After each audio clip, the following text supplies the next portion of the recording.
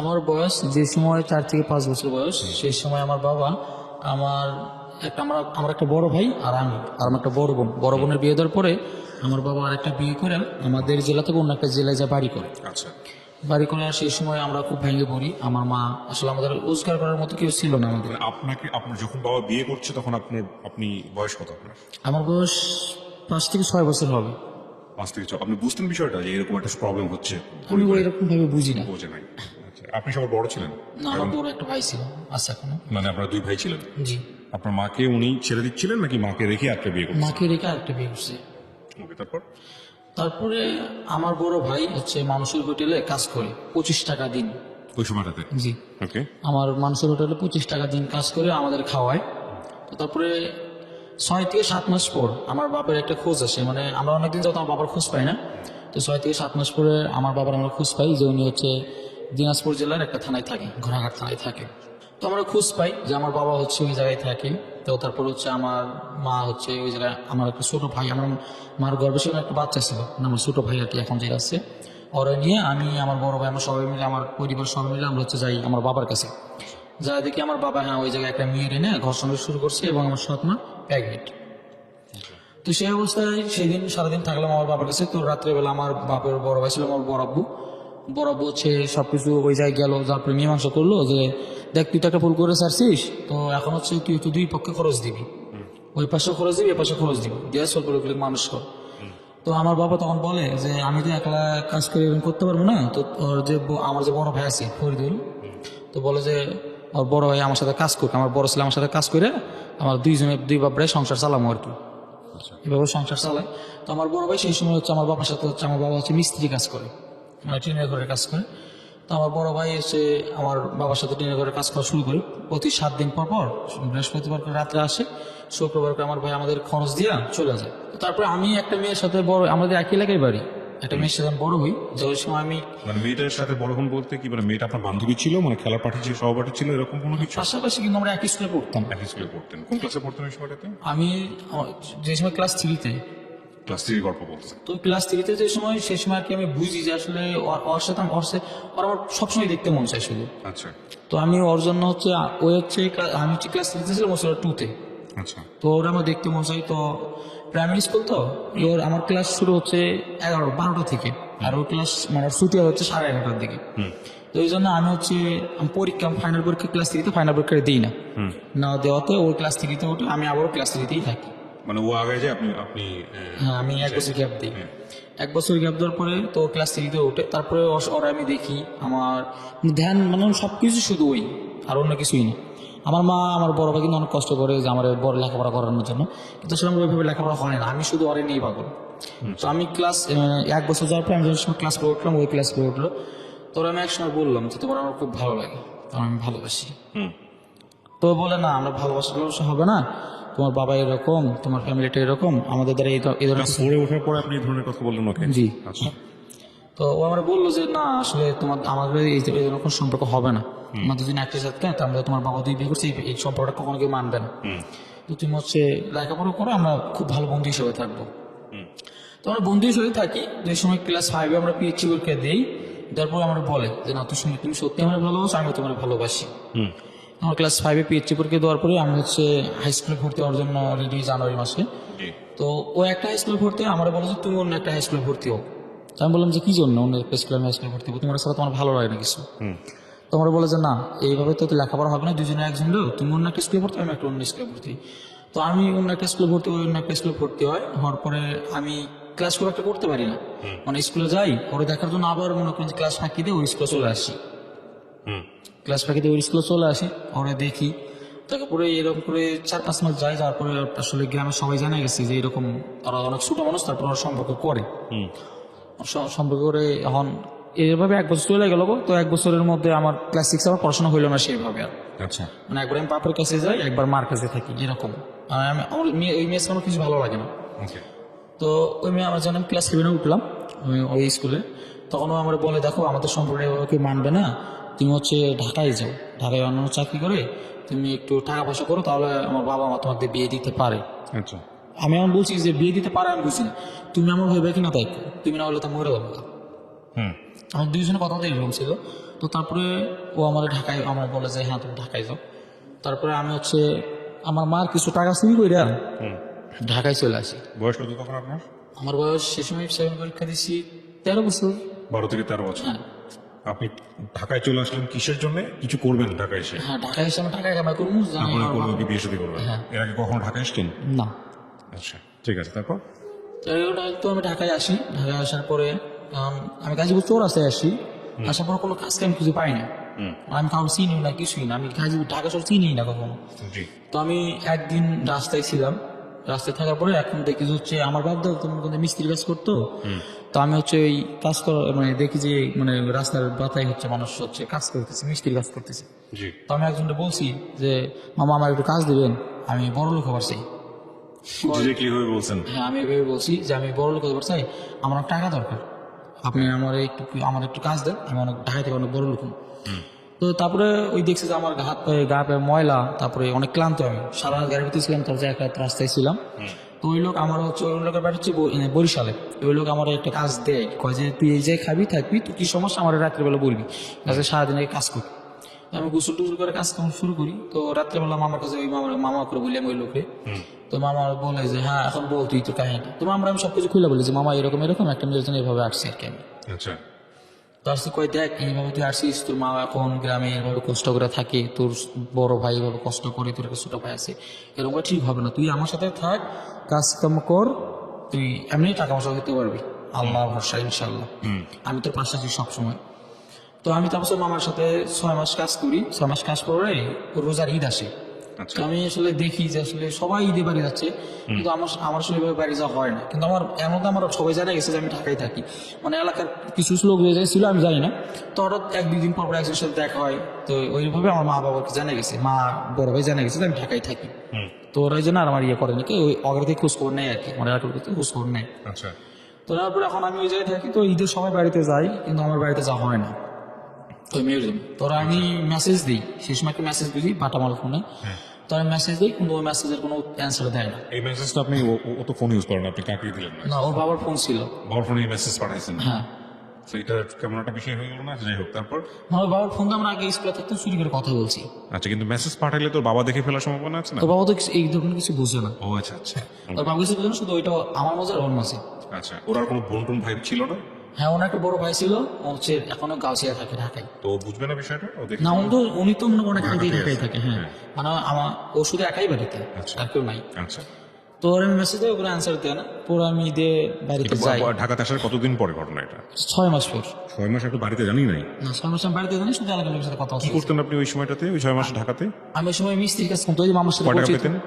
আমার ওই সময় মামা কোনো টাকা পয়সা কিছু দেয় নাই, আমার খাওয়া আছে ঠাওয়া আছে। শুধু শিখতেছেন, লেখাপড়া ছেড়ে এখানে চলে আসছে? হ্যাঁ, লেখাপড়া ছেড়ে চলে আসছি, শিখতেছি। এখন টাকা পয়সা কিছু মামা দেয়নি, 6 মাস কোনো টাকা পয়সা দেয় নাই। এখন ঈদের মধ্যে আমার কাপড় চুপড় কিনে দিচ্ছে, এটা হচ্ছে আমার ফ্যামিলি সহ কাপড় চুপড় কিনে দিচ্ছে। আমি তো বাড়িতে যাবো না। তো এখন আমরা জোর করে করি, দেখ আমিও তো অনেকদিন ধরে বরিশাল থেকে আসছি, তোর মামিরা আসবে ঈদে, তুই বাড়িতে যা, কি সমস্যা হলে তুই আমার কাছে আবার চলে আসবি, কোনো সমস্যা নেই। তো মামা আমার ফ্যামিলি সবার কথা শুনে, শোনার পরে কাপড় চুপড় কিনি, কেনার পরে আমার 12,000 টাকা দেয়। আচ্ছা। 6 মাস পরে 12,000 টাকা দেয়। আমার ট্যাক্স খাওয়া আছে, সব কিছু করছে মামা, আমার খুব যত্ন আগে করছে আর কি। 12,000 টাকা দেয়, দিয়ে বলে যে তুই বাড়িতে যাবি, যা তুই হচ্ছে তোর মা বাবার দিবি, তো তোর যে আবার এরকম মনে হয় তুই চলে আসবি। তো আমি 6 মাস পরে আবার যাই বাড়িতে যাওয়ার পর আবার ওই মেরে দেখতে যাই। ওর সাথে আমার কিন্তু এর মধ্যে কোনো কন্ট্যাক্ট ছিল না। আবার ওই মেরে দেখতে যাই, আমি ওর জন্য পাগল। তো ওরা দেখতে যাই, তো আসলে ক্লাস 7-এ ক্লাস 8-এ উঠে গেছে সেই সময়, ক্লাস 8-এ উঠে গেছে। তো সেই সময় আমি আবার মনে করেন যাই আর আসলাম না ঢাকাতে, আর আসলাম না ঈদের পর ঢাকাতে না এসে। এখন আমি হচ্ছে আমার বাপের সাথে মিস্ত্রি কাজ করা শুরু করলাম, আমার বড় ভাইয়ের মতো বাবার সাথে মিস্ত্রি কাজ করা শুরু করলাম। শুরু করার পরে এখন ওই মেয়ে, এখন আমি স্কুলে মানে কাজে যাওয়ার ফাঁকে দেয় ওর সাথে দেখা করি, কারণ আমার বাবা আর আমার কিছু বলে না, আমার টাকা পয়সা খুব ভালোই দেয়, আমার বাবা খরচা পাইতে ভালো দেয় আমাদের। তো দেয়। এখন ক্লাস 8-এ যখন উঠলো, ওই যখন মার্চ মাসে পরীক্ষা ওদের স্কুলে, তো ওরা আমি কিছু গিফট করি, তো আমার বলে দেখো তোমার তো আমি যেটা বললাম তুমি তো এটা করবে না, আমাদের কন্ট্যাক্ট নাই, এটা কি হয়েছে, আমরা তো কখনোই আমাদের দুজনকে আলাদা করতে পারবে না, কেউ আলাদা করতে পারবে না, তুমি যদি কিছু টাকা করো তাহলে আসলে আমাদের দুইজনের ফ্যামিলি থেকে মানবে, তাছাড়া তো তোমাদের ফ্যামিলিকে কখনোই আমার বাবা মানবে না, যেহেতু তোমার বাবা 2 বিয়ে করছে, তোমাদের কোনো টাকা পয়সা নেই, কেউ কখনো মানবে না। আমি বলছি আচ্ছা ঠিক আছে, আমি কি করবো তুমি আমার বল, তুমি যেটা করবে আমি এটাই করবো, তুমি যেটা বলবে আমি এটাই করবো, তুমি বলো। তো আমরা বললো যে তুমি ঢাকায় যাও, ঢাকায় যাও কিছু টাকা পয়সা করে, দেখো তো আমার ভাইয়া কত শুরু থেকে ঢাকায় থাকে, ঢাকা থেকে টাকা পয়সা কামাই করে আমার ফ্যামিলিকে দেয়। তুমি যখন কিছু করতে পারো না তাহলে আমাদের দুজনকে সবাই মানবে। তো তারপর আমার আলো নামের একটা ফ্রেন্ড ছিল, ও আমার বলে যে দোস্ত তুই সত্যি ঢাকায় গেলে তোর আরো সম্পর্কটা ভালো হবে। তো আমি ঢাকায় আসি, ঢাকায় সে সময় আসতে চাইলাম, পরে আমার মা বলে যে আমরাও যাবো, তোর বাবা এরকম ঠিক মতো খরচ পাতি দেয় না, ওই যে আমাদের হয় না, তো আমরাও যাবো। তো আমার মা, আমি এবং আমার ছোট ভাই, বড় ভাই সবাই একসাথে ঢাকায় চলে আসে, আমার ওদেরকে নিয়ে ঢাকায় চলে আসি। আচ্ছা, ঢাকায় চলে আসার পরে তো একজন কিউসির সাথে বাইং কিউসির সাথে আমার পরিচিত হয়, যে ওই দোকানে আমি যে সময় কাজ করি কিউসির থেকে একটা রেস্টুরেন্টে প্রতিদিন চা খায়। আচ্ছা, তো আমি ওই রেস্টুরেন্টে লাঞ্চ করার জন্য যাই, তো ওই কিউসির সাথে আমার পরিচিত, তো কিউসির সাথে আমি স্বাধীন করতে গার্মেন্টসের যে কিউসি। বাইং কিউসি, হ্যাঁ। তো ওনার সাথে পরিচিত হয়, তো উনি আমার বলে যে তুই এগুলো কেমন খরচ কে, তুই তো গার্মেন্টস চাকরি করতে পারোস। তুই বললাম যে স্যার আমারও চাকরি দিবি, আমি ছোটো মানুষ, গার্মেন্টসের সামনে এগুলো তো মানুষ নেয় না, তোমার চাকরি দেবো আমি, ভয় করছে। আচ্ছা, তো তুই কালকে হচ্ছে স্কোয়ার গার্মেন্টসের সামনে যাবি, দেখবি আমি আসবো, আসার পর আমি তোর অন্য একটা গার্মেন্টসের সামনে নিয়ে যাবো। তো আমি তারপর আমি হচ্ছে সেই সময় কিন্তু আমার মায়ের ভাই রেডি হচ্ছে ঢাকায়। আচ্ছা, তো আমার মা চাকরির জন্য ঘুরে, আমার মা শুধু চাকরি হয়, বড় ভাই এখন চাকরি হয় না। তো আমি ওই মানে পরের দিনে সকালবেলা মামারে বললাম যে মামা আমি তো আজকে গার্মেন্টসের সামনে যাবো, কয়েকে বললাম যে মামা ওই যে আমার ভাই স্যার বলছে চাকরি নিয়ে দিবে আমার গার্মেন্টসে, না জানি কত টাকা বেতন পাবো, আমি চাকরি করবো। আচ্ছা ঠিক আছে যা, তোর মামার সবসময় মনে রাখবে, তোর মামা সবসময় তোর পাশে আছে। তো তারপর ওই লোক আমারে সকালবেলা আমি যখন দেখা করি আগে, এখন ওই লোক অফিসে হচ্ছে 11টার সময়, আমি 11টা মধ্যে গেটে দাঁড়ায় থাকি, 11টার মধ্যে গেটে দাঁড়ায় থাকি, ওই লোক আমার 11টা বাজে ডাকে নিয়ে আসে, দেখে গেটে যে আমি দাঁড়ায় আছি, উনি গাড়ি থেকে নামে, গাড়ি থেকে নামার পর দাঁড়ায় আসো, দাঁড়ায় আছে। তো ওই নামার পরে গার্মেন্টসের মধ্যে না যে একটা চাকরি দেয়, 3033 টাকা বেতন ধরে আমার চাকরি দেয়। তো ওনার কাছে থাকি আমি 1 বছরের মতো। আচ্ছা, 1 বছরের মতো উনি আমার বেতন করে দিল 7,800 টাকা। আচ্ছা, 7,800 টাকা করতে, এর মধ্যে ওই মেয়ের সাথে আমার মেসেজ আবার কথা শুরু হইলো, কথা শুনে যখন আবার ওই রোজারি আমার এখন একদিন বলে যে দেখো আমার বিয়ে ঠিক আছে। কিন্তু আমার বিয়ে ঠিক আছে আমি বুঝলাম না, ও জিএসটির পরে বিয়ে ঠিক আছে, পরীক্ষার রেজাল্ট দিলে বিয়ে দিয়ে দেবে, এটাও বলেছে। হ্যাঁ। তো বলছে, তো তারপরে আমি কইছি যে এই যে আমি কি করবো কো, তুমি আমার যেটা করবে আমি এটাই করবো, তুমি আমার যেটা করতেছো আমি এটাই করতেছি, তারপর যদি তুমি এরকম করো তাহলে তো আমার জীবন নষ্ট হয়ে যাবে। তো ওর আমি রোজারি দিয়ে বাড়িতে গেলাম, ওরা আমাদের সবাই নিয়ে বাড়িতে যাওয়ার পরে দেখি ওর বাড়িতে অনুষ্ঠান, ওর বিয়ে। তো আমি খুব একটা বাড়িতে থাকি না, তো সে সময় আমাদের বাড়ির আশেপাশে কিছু ছেলেবেলে থাকে যারা হচ্ছে ঘুমের ট্যাবলেট খায়। তো ওই ঘুমের ট্যাবলেট গুলো আছে, তো আমার এলাকার পাশে হচ্ছে ছেলেগুলো ওগুলো খায়, নেশা করে, আর আমি সব বুঝি না। তো আমি আসলে ওর বিষয়ে আমার খুব খারাপ লাগছে, মানে আমার কেমন জানি লাগতেছে, আমি যেন মরে যাবো এরকম আমার পরিস্থিতি। তো আমি হচ্ছে একজনকে বলি যে ভাই আমার কিছু কর, আমার মায়েরা ফেলা তুই, তাছাড়া তো আমি বাসন না, বাসন না। পরে ওই আমার কিছু ঘুমের ট্যাবলেট দেয়, তো আমি ঘুমের ট্যাবলেট খাই। এখন খাওয়ার পরে দেখি যে হচ্ছে মানে ঈদের দিন, আমি ঈদের আগের দিন রাতের বেলা খাইছি, তো দেখি যাচ্ছে ঈদের পরের দিন সকালবেলা আমি ঘুম থেকে উঠছি, আমার বাড়িতে সবাই কান্দাকাটি, ইটি তর্কে করেন, ওইভাবে করেনি, কান্দাকাটি। তো ঈদের একদিন পরে আমি ওইভাবে উঠলাম, দেখি আমার শরীরে স্যালাইন, তারপর আমার অন্য জায়গায় মানে স্যালাইন আছে, গোপনীয় জায়গায় স্যালাইন আছে। তো দেখ ওর এখন গায়ে হলুদ ছিল, আর বিয়ের পর দিন গায়ে হলুদ। আচ্ছা, তো ওর গায়ে হলুদ তো আমি সহ্য করতে পারবো না। তো আমার একটা ফ্রেন্ড আছে, ও আমার যাবে না, আমার ফ্রেন্ড আছে, ও আমার বললো চল ঢাকায় যাই। আমি ওর সঙ্গে কান্নাকাটি করলাম, ওই বলে যে তাকে এভাবে জীবন নষ্ট করে নাই, তুই ঢাকায় চল।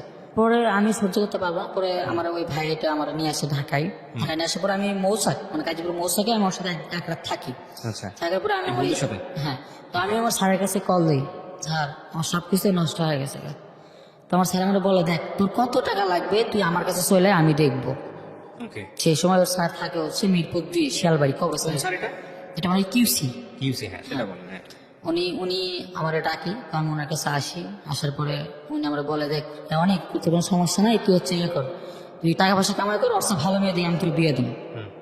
তো আমি আমার সান্ত্বনা দিয়ে আমার 2-3 ঘন্টা রাখি, রাখার পরে আমার 1,000 টাকা দেয়, যে কাজে যা বাইরে থেকে তুই যেটা মন চায় এটা করে আবার বাসায় চলায়, বাসায় চলে আসি, তুই আমার কাছে থাকবি, আমার কাছে খাবি, আমার কাছে সবকিছু করি, মনে করবি আমি তোর বাপ, এটা চলাফেরা করবি। হ্যাঁ, আমার সাথে চলাফেরা করবি, তুই যদি চাকরি করতে না গেছে আমি তোর স্কুলে ভর্তি করে দেবো, তুই জীবনটা সুন্দরভাবে চালা।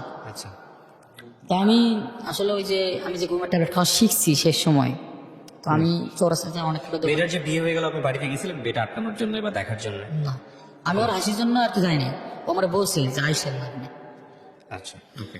তো মেয়েটার নাম কি ছিল? পাখি। পাখি, ওকে। তারপর তো আমি আসি, তো আসলে আমি চৌরাস্তা যাই, আমি ঘুমের ট্যাবলেট খুঁজি, তো পাই না, 2-3টা ফার্মেসি খুঁজলাম, রেগুলার খেতেন প্রতি রাতে? হ্যাঁ, ওর মানে যেদিন থেকে ওটা শুরু হয়েছে ঈদের দিন একদিন আগে না খেলে ঘুমোতো না? না, না খেলে আমি ঠিক থাকতে পারতাম না। হুম। তো তারপরে আমি হচ্ছে চৌরাস্তায় যাই, যাওয়ার পরে আমি অনেক ফার্মেসিতে খুঁজি, ট্যাবলেটটা পাই না। পরে একটা ফার্মেসিতে পাই, তো আমার দেয় না। তো আমার হাত পা ধৈর্য হলেও 8-9টা ট্যাবলেট নিচ্ছি। আচ্ছা নেওয়ার পর আমি 2-3টা ট্যাবলেট নিয়ে গুঁড়া করে ওই স্যারের বাসায় এসে খাইছি। খাওয়া দাওয়ার পরে দেখছে এটা? হ্যাঁ, না স্যার দেখেও তো খেতে দিতে না কখনো না, স্যার আমাকে খুব ভালোবাসতো। তো আমি খাইলাম, খাওয়ার পরে হচ্ছে আমি আর কিছু বলতে পারি না। এর মধ্যে ওর গায়ে আমার বিয়ে হয়ে গেছে, কিছু বলতে পারি না। আমি দেখি হঠাৎ যে আমি হচ্ছে একটা মেডিকেলে, ঘুম থেকে উঠে? হ্যাঁ, আমি দেখি একটা মেডিকেল, আমার ডানাতে একটা স্যালাইন আছে, আমার পিসাবের দাঁতে একটা স্যালাইন আছে। আচ্ছা আচ্ছা, তার মানে আপনি কি সুইসাইডাল স্টেজে চলে গেছিলেন কয়েকটা ট্যাবলেট খাওয়ার পরে? কত মিলিগ্রামের ছিল এগুলো এক একটা? ওইটা 10 টাকা করেছিল। তো ওইটা হচ্ছে আমি কয়েকটা মিষ্টি খাই, পরে আমি দেখি হঠাৎ আমি মেডিকেল। হুম। আমার মা, আমার বড় ভাই সবাই ওরা আমার সামনে দাঁড়ায় আছে। তো আমি আসলে চোখে যেমন মা বড় ভাই ঢাকায় থাকতো তখন? না, ঢাকা থেকে মানে ওরা কথা শুনে, স্যারের কথা শুনে আসছি। এদিকে আমি 3 দিন ঘুমেছিলাম, আমি কিছু বলতে পারি না। আচ্ছা, তো আপনি ছিলেন গাজীপুরে সময় স্যারের কাছে? স্যারের বাড়ি গাজীপুর তো নাকি? স্যারের না, বাড়ি স্যারের বাড়ি তো চাঁদপুরে। চাঁদপুরে গেছেন আপনি? না না, স্যার তো থাকে মিরপুরে, স্যারের বাড়ির দেশে সেটাই বলছি, আপনিও ঢাকাতে, আপনার পরিবারও ঢাকাতে তখন? পরিবার বলতে মা আর ভাইও তো ঢাকাতে নাকি? আমরা তো সবাই তো ঢাকা মানে ঈদ করার জন্য বাড়িতে গেছিলাম। হ্যাঁ। তো আমি আগে চলে আসছি, ওর বিয়ে থেকে আমি আগে চলে আসছি। পরে আমি যখন হচ্ছে যেদিন ট্যাবলেটটা খাইছি, স্যার দেখছে যে আমি উঠি নাই ঘুম থেকে, তো টাকাটাই করছে। পরে বুঝছে, পরে মেডিকেলে নিয়ে জানার পরে আমার মারে ফোন দিছে, পরে বাড়ি থেকে ওরা সবাই আসছে। ওরা বাড়িতে ছিল মানে গাইবান্ধাতে ছিল? হ্যাঁ, গাইবান্ধা- গাইবান্ধা থেকে আসছে। গাইবান্ধা থেকে আসছে। তো গাইবান্ধা থেকে আসছে, তো সে সময় আমি কিছু বলতে পারি না। এখন স্যার দেখি মানে কপালে হাত দিয়ে আছে, মানে আমার চোখ মেলার সাথে আমার ঠাস করে দিল। আপনার মার নাম্বার পেল কিভাবে আপনার স্যার? আপনার মায়ের নাম্বার বা এই নাম্বারগুলো দিয়ে রাখছিলেন আগে থেকে? না, ওই তো মনে করেন যে আমি যে মা বাইরে নিয়ে আসলাম, হ্যাঁ। সেই সময় তো স্যার আমার বাড়িতে মানে বাসায় বাজার টাজার করে দিত। আমার খুব ভালোবাসতো স্যার, ও আচ্ছা আচ্ছা স্যার আমার অনেক ভালোবাসতো। আচ্ছা, ঠিক আছে। তারপর মারছেন? তারপর? তারপর স্যার আমার একটা থাপ্পড় দিল কষায়, দেয়া কয় আরাম যা, তোর আমি বলছি যে আমি তোর বাপের মতো, তুই জীবনে যা যাবে আমি তাই দেব, তো কি সমস্যা আমার বল, তুই এই ধরনের কাজ করতে চাস? জানতো যে আপনি একটা মেয়ের সাথে এরকম একটা সম্পর্ক? হ্যাঁ, এটা আসলে সবাই জানতো। আমি পুরো অফিসের ভিতরে আমার এই যে হাত কাটা, আমার শরীর কাটা, এগুলো শুধু এই মেয়েটার জন্যই। আমি আমার প্রত্যেকটা গেঞ্জিতে শুধু ওর নামই লিখে রাখতাম। আচ্ছা। আমার মানে প্রত্যেকটা দিন আমি ওর নাম লিখতাম। হুম। তো আমার অফিসে সবাই জানতো, প্রায় অফিসে 4000 মানুষ, সবাই জানতো যে একটা ছেলে আছে, ছেলেটা গ্রামের একটা মেয়েটা ভালোবাসে, এরকম সবাই জানতো, কম বেশি সবাই জানতো আর কি। হুম। তো তারপরে স্যার আমার এরকম করলো, পরে বিয়ে হওয়া যায়, তো কন্টিনিউ আমার সাথে কথা বলে, কিন্তু আসলে আমি সেই সময় ঠিক থাকতে পারি না, ওই ট্যাবলেট না খেলে আমার হয় না। আচ্ছা। ওর কথা মনে হলে আমি ট্যাবলেট খাই, আর আমি ব্লেড দিয়ে হাত কাটাকাটি করি। হুম। এটা আমার এক ধরনের নেশা সেই সময়, হাত কাটাকাটি করি। এখন ওর সাথে যে সময় আমার একদিন ওর জামাইয়ের ফোন থেকে আমার কল দিছে, বলতে বলে কেমন আছো তুমি? ভালো আছি। এইভাবে কথাবার্তা আবার শুরু হয়, কন্টিনিউ কথাবার্তা শুরু হয়। তো বলে যে দেখো আমার শুধু বিয়ে হয়েছে ঠিক আছে, কিন্তু ওর সাথে আমার কোনো কিছু হয় নাই। ওর সাথে আমি ওরা একদিনে বুকেও জড়াই নেই নাই, কিংবা আমার নেয় নাই। এটা বিয়ে করার কয়দিন পরে ফোন দেয় উনি? উনি 4 থেকে 5 দিন। 4 দিন থেকে 5 দিনের পরে পাখি আপনাকে ফোন দিচ্ছে? হ্যাঁ, পাখি আমাকে ফোন দেয়। ওকে। ফোন দেওয়ার পরে এখন ও আমারে এভাবে কন্টিনিউ ভাবে কথা চলতেছে। তো 2-2.5 মাস পর ও আমার বলে যে আমি ওর বাড়িতে যাবো না। বললাম কি জন্য? কয়, আমি তোমার ছাড়া বাঁচবো না, হুম। তোমার ছাড়া আমি বাঁচবো না, তুমি আমারে ছাড়া কিছু করো না। দেখলাম যখন আমি কি করবো তুমি আমার বলো। তো কইতেছে যে না তোমার কিছু করলাম, তুমি টাকা পয়সা ঠিক মতো কামাই করো, আমাদের গ্যাঞ্জাম লাগছে, আমি বাবার বাড়িতে আসছি, আমি ওর ভাত খাবো না, যত কিছু করে আমি খাবো না, তারপর আমি মরে যাবো কিন্তু খাবো না। কেমন? আচ্ছা ঠিক আছে। তো আমি সেই সময় ওই ঘুমের ট্যাবলেটটা মানে কিছু কম করার চেষ্টা করি, মানে ওর সাথে তো রাত জায়গায় কথা বলি, এখন আর খাওয়াটা লাগে না, খুব একটা লাগে না, মানে খাই শুক্রবার করে খাই। তো আমি খাই, এখন এর মধ্যে আমার সাথে কথা হতে হতে প্রায় 8 মাস চলে যায়। এর মধ্যে মানে আমার দাদারে আমার বাবা কোনো সময় দেখে নাই। আমার দাদা হচ্ছে 71 সালে নাকি হারায় গেছিল। আচ্ছা তো হঠাৎ একটা নিউজ আসে যে আমার দাদা এলাকাতে ফিরে যাচ্ছে। আচ্ছা, ইন্টারেস্টিং। তারপর? তো আমার দাদা ফিরে আসছে, তো আমার বাবা আমাকে ফোন দিয়ে বলে যে বাবা তোমার দাদাকে আমি কখনো দেখিনি, তোমার দাদা হঠাৎ করে ফিরে আসছে, তোমার দাদা এতদিন হচ্ছে তুরস্ক নাকি ওই জায়গায় ছিল, ওই দেশে ছিল, জেলখানায় ছিল। আমি বলছি আচ্ছা তাহলে এখন আপনি কি করবেন? কয় তোমরা দেখতে আসুন। তো দেখতে আসুন, এর মধ্যে আমার ওই পাখি আমার বলে যে দেখো তুমি হচ্ছে একটা বিয়ে করো। বলে আমি বিয়ে করবো কি জানো, আমি তো তোমার সারা বাঁচবো না, তুমি তোমার সব কিছু কেন, তুমি একটা বিয়ে করো, তুমি যদি বিয়ে না করো তাহলে তোমার ফ্যামিলি থেকে বলবে যে তুই পাখিরে বিয়ে করছিস, পাখির একটা বিয়ে হয়েছিল, হ্যান তেন এগুলো কথাবার্তা বলে তুমি একটা বিয়ে করো। এর মধ্যে মানে গ্রামে আমার একটা ফ্রেন্ড ছিল, ও সবকিছু জানতো যে আমি আসার জন্য এই ট্যাবলেট খাই, এত হাত কাটাকাটি করি, সবকিছু জানতো। তো আমার সবসময় বস্তু দিত যে দোস্ত এডিয়া কর। পরে আমার সাথে সবকিছু শেয়ার করলাম যে দোস্ত দেখ তো আমার কয় যে একটা বিয়ে করবো। কোথায় কি করবি, দেখ গার্মেন্টসে তো অনেক মানুষই বিয়ে করে, একটা বিয়ে করে সমস্যা কি। বললাম দেখ আমি ওরে খুব ভালোবাসি, আমি অন্য কোনো বিয়ে করবো কিভাবে, তাই তো আমি কি করবো পারছিস। বললাম যে ওর কথা তো আমি ভালো পারবো না। তো করছে দেখ ওর সাথে আর কথা বল, ওর সাথে আমার 5-6 দিন কথা বলার পরে না ওর কথা একটাই না একটা বিয়ে করার লাগে, তাছাড়া ও কিছু করবে না কখনো, কোনোভাবে রাজি না। কোনোভাবে রাজি না। তো ওর কথা মানে ওর কথা হচ্ছে আমারও একটা আঁচল লেগেছে, তোমারও একটা আঁচল লাগতে হবে, তাহলে ব্যালেন্স হয়ে যাবে। হ্যাঁ। ইন্টারেস্টিং। ওকে। তো তারপরে আমি দোস্ত দেখ ও তো হচ্ছে মানে এরকম পালামি করতেছে, তো ঠিক আছে তুই আমি তোর বিয়ে করবো, ও যদি তারপরে ভালো থাকে তো থাক, আমি তোর বিয়ে করবো, কোনো সমস্যা নেই। বলার পরে আমি আরে বিয়ে করি, মানে বিয়ে হয় না, আমার মা তো রাজি হয় না কখনই। ওরা ওই স্যার যে স্যার আমার আদর করতো ওই স্যার বুঝাইলো না, বোঝানোর পরে তার সাথে কোনোভাবে আমার বিয়ে দিল, আচ্ছা। মানে শুধু মানে মুন্সিটাকে আর কি কবুল বলাইলো, রেস্টে কিছুই না, শুধু কবুল বলে বিয়ে করাইলো। এখন আমি তো সীমারে নিয়ে বেশ ভালোই আসছি। এখন এখন আমার মনে হয় যে না তো কিছু করার পরে তো কিছু জানার পরে আমার কাছে আমার এনে ভালোই আছে। সাথে আমার 4-5 মাস সংসার হয়ে গেছে গা। তো ওই যে সেই সময় পাখি বলে যে এখন তোমরা ছেড়ে দিও, ওটা ছাড় মুখে কয় এখন আমরা দুজন বিয়ে করবো না, আমাকে তখন ডিভোর্স হয়ে যাবে, এখন ওগুলোর কথা তো সবকিছু হয়েছে, এখন তোমরা আমি বিয়ে করবো। আমি তোমার সবকিছু বলি দোস্ত দেখ তোর এরকম করতে কই, কিন্তু আমি তো তোরও ভালোবাসা ফেলেছি, এখন আমি কি করবো কয় তোর যেটা ভালো হয় এটাই কর, তোর যেটা ভালো হয় এটাই কর। তো তারপরে আমি ওরে কোনোভাবে বুঝাই পারি না, আমি পাখির আসলে কোনোভাবে বুঝাইতে পারি না। তো তারপরে সবকিছু খুলে বলি, বলার পর মা এখন বলে দেখ তোর যেটা ভালো হয় তুই জীবনে এটাই করবি, আমি তোর যেমন ভালোবাসিস কিনা জানি না, কিন্তু তুই আমার সবকিছু ছিলি, আসিস থাকবি সবসময়, তুই আমার সবসময় হেল্প পাবি। হ্যাঁ। এখন তোমার বাবা আসলে খুব গরিব ছিল, আচ্ছা। হেল্প করেছে। পরে আমি বাড়িতে যাই, ওই বিয়ের অনেকদিন পর বাড়িতে যাই, ওদের বাড়িতে ফার্স্ট টাইম গেছি বড়াপার সাথে বাড়িতে গেছি। যাওয়ার পরে দেখলাম যে ওরা আসলে অন্যরকম, মন মাসটি খুব ভালো। আমি আরো সেই সময় মানে মন থেকে আমাদের লাগে, ওরা আমার খুব আপন আপন লাগে, আপন আপন লাগে। তো তারপরে আমরা নিয়ে আসলাম। তো মানে ওই পাখি আসলে কোনোভাবে মানতে চায় না ওই এই ধরনের কথাবার্তা। আমার কথা না আমি তোমার সাথে বাঁচবো, ওই হাত কাটাকাটি করে হাত পোড়াপুরি করে এগুলো করে। সে সময় কি অ্যান্ড্রয়েড ফোনগুলো প্রথম নামছে, তো ওই মানে আমার একটা চাচি শাশুড়ি ফোন ছিল, ওই ফোনগুলোতে আমাকে ফটো দেয় যে এরম এরম করছে। তো তারপরে আমি হচ্ছে মানে টাঙ্গাইলে ঘোরার জন্য থুয়ে আসি 1 মাস পর, সেই সময় সাথে আমার 9 মাস হয় নাই সংসার, কিন্তু 9 মাসের একটু আগে। আর আমি থুয়ে আসি টাঙ্গাইলে থুয়ে আসার পরে আমি বাড়িতে যাই ঘোরার জন্য, বিজয় দিবসে 16 তারিখে আমি 14 ডিসেম্বর ঘুরতে যাই। ঘুরতে যাই পাখির আমি বলি যে এখন তুমি কি করবা বল, আমি তোমার রেখে আসছি। আমরা সেই সময় আসলে আমার কাছে কোনো টাকা পয়সা কিছু ছিল না, আমি সেই সময় আসলে পানা নিয়ে এবার পালাবো, মানে পাখির এনে গ্রামে সেই পাখি পালালেন, তখন আপনি আমার সাথে সংসার করতেছেন। তো পালানোর দরকার কি ছিল? পালানোর দরকার ছিল মানে ও হচ্ছে মানে বাড়িতে চলে গেল, তারপরে বাবা মা মানে ওটা কেমন জানি মানতে চায় না খুব একটা। কাকে মানতে চায় না? আপনাকে মানতে চায় না নাকি ডিভোর্স মানতে চায় না? না আমাকে মানতে চাচ্ছে না, মানে বাবা মা বলে যে এত দূরে এটা ভুল করছে। তো সেটা তো ঠিকই আছে, আপনার জায়গা থেকে সমস্যাটা কোথায়? আপনি ডিভোর্স দিয়ে দেন তখন। হ্যাঁ ডিভোর্স দিয়ে দেবো না, কিন্তু এটা করে না, আমি এটা করি না, দুজনে একজন করি না। দুজনের একজন আবার এটা সাপোর্টও করতেছেন না। না আচ্ছা। সাপোর্ট করতেছে এর মাঝখানে আবার পাখির নিয়ে পালাইও গেলেন। না। এর একটা ঘটনা ঘটে গেছে, সেটা হচ্ছে কি আমার প্রেগনেন্ট ছিল, আমি সেই সময় বুঝি না প্রেগনেন্ট ছিল। বাচ্চাটা আর কি মানে ওই নষ্ট করা ওইভাবে যায় বাচ্চাটা বাড়িতে নষ্ট করছে, এটা আমার মা জানছে। জানার পরে হচ্ছে বড় আপার সাথে গল্প করছে যে আসলে ও তো আসলে এরকম তার বাচ্চাটা আমি নষ্ট করে দিই, কিন্তু অথচ কিন্তু আমি তখন আপন ভাবি, মানে তখন আপন ভাবি, তখন আমি পাখির সাথে কথা বলি তোমার কাছেই আছে।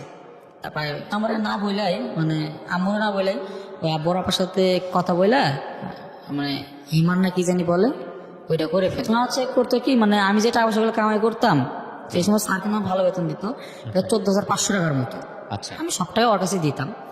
ও হচ্ছে মানে শুধু ঘর বাটার সবকিছু দিয়ে মানে আমার স্বপ্ন ছিল যে ওই টাঙ্গাইলে বাড়ি করবে। আমার টাকা পয়সা সবকিছু এই মানে শ্বশুর বাড়িতে পাঠাচ্ছিল ওই। আচ্ছা। তো আমার মা কিছু বলেছিলাম যে ছেলে ভালোবাসে এরকম, তারপরেও ভালো থাক, তারপরে পাখিরে বলে ভালো থাক। পাখিরে বলবো তো আমরা এরকম জানতাম না যে ছেলে এরকম করবে। বাচ্চাটা নষ্ট করার পরে ও হচ্ছে মানে আপার সাথে যে সময় বাচ্চাটা নষ্ট করছে, বাচ্চা নষ্ট করার পরে আপার সাথে ওই যে ফোনে কথা বলছে, ওই আমার ছোট ভাইটা আছে যে পিচ্ছি, ও একটি রেকর্ডটা পাইছে, রেকর্ডটা পাওয়ার পরে আমার আম্মুরে দিয়েছে। আমি তো বুঝি না, পরে আম্মু তখন সবকিছু শুনছি, শোনার পরে নাকি ওই রেকর্ডটা নাকি বলছে যে আমরা হচ্ছে টাঙ্গাইলে বাড়ি করবো, ওর টাকার সাথে এটি আছে, ওকে আমি যেরকম সেটাই শুনবি। পাখি মাখি এখন সবকিছু ভুলে গেছে, আমিও যেরকম ওই সেরে শুনবে আমরা টাঙ্গালে বাড়ি খাবো। এটা ওর বড় আপাকে? হ্যাঁ। আচ্ছা। তো বলছে এই আমার রেকর্ডটা শুনছে আমার ভাই। শোনার পর আমি বলি যে দেখ তুই তো আমার খুব ভালো বন্ধু, তোর আমি খুব আপন ভাবি, এখন তুই আমার অন্তত ঠকাস না, তুই আমার আমি কি করবো, তুই কর, তুই তো জানিস শুনে জানিস আমার বিয়ে করছিস, তো তুই আমি কি করবো। এখন ওই যে বলা যে আমি তাহলে ঘুরতে যাবো, তো আচ্ছা ঠিক আছে ঘুরতে যা, সমস্যা নাই। তো আমি ঘুরতে পাঠাই ওরে, আমি টাঙ্গাইল রাখলাম 14 ডিসেম্বরে, আমি 15 ডিসেম্বরে গেলাম সেই গাইবান্ধায়, 15 ডিসেম্বরে গাইবান্ধায় গেলাম। তারপরে কল দেয়, ও কল রিসিভ করতে চায় না। তো আমার একদিন 16 তারিখে রাত্রিবেলা কল দিচ্ছে, কল দিয়ে করতেছে কিরকম গ্রামে কিরকম সময় কাটতেছে, তাহলে আমার ভালো সময় কাটতেছে, তো তোমার কি খবর বলো, কবে আসবে।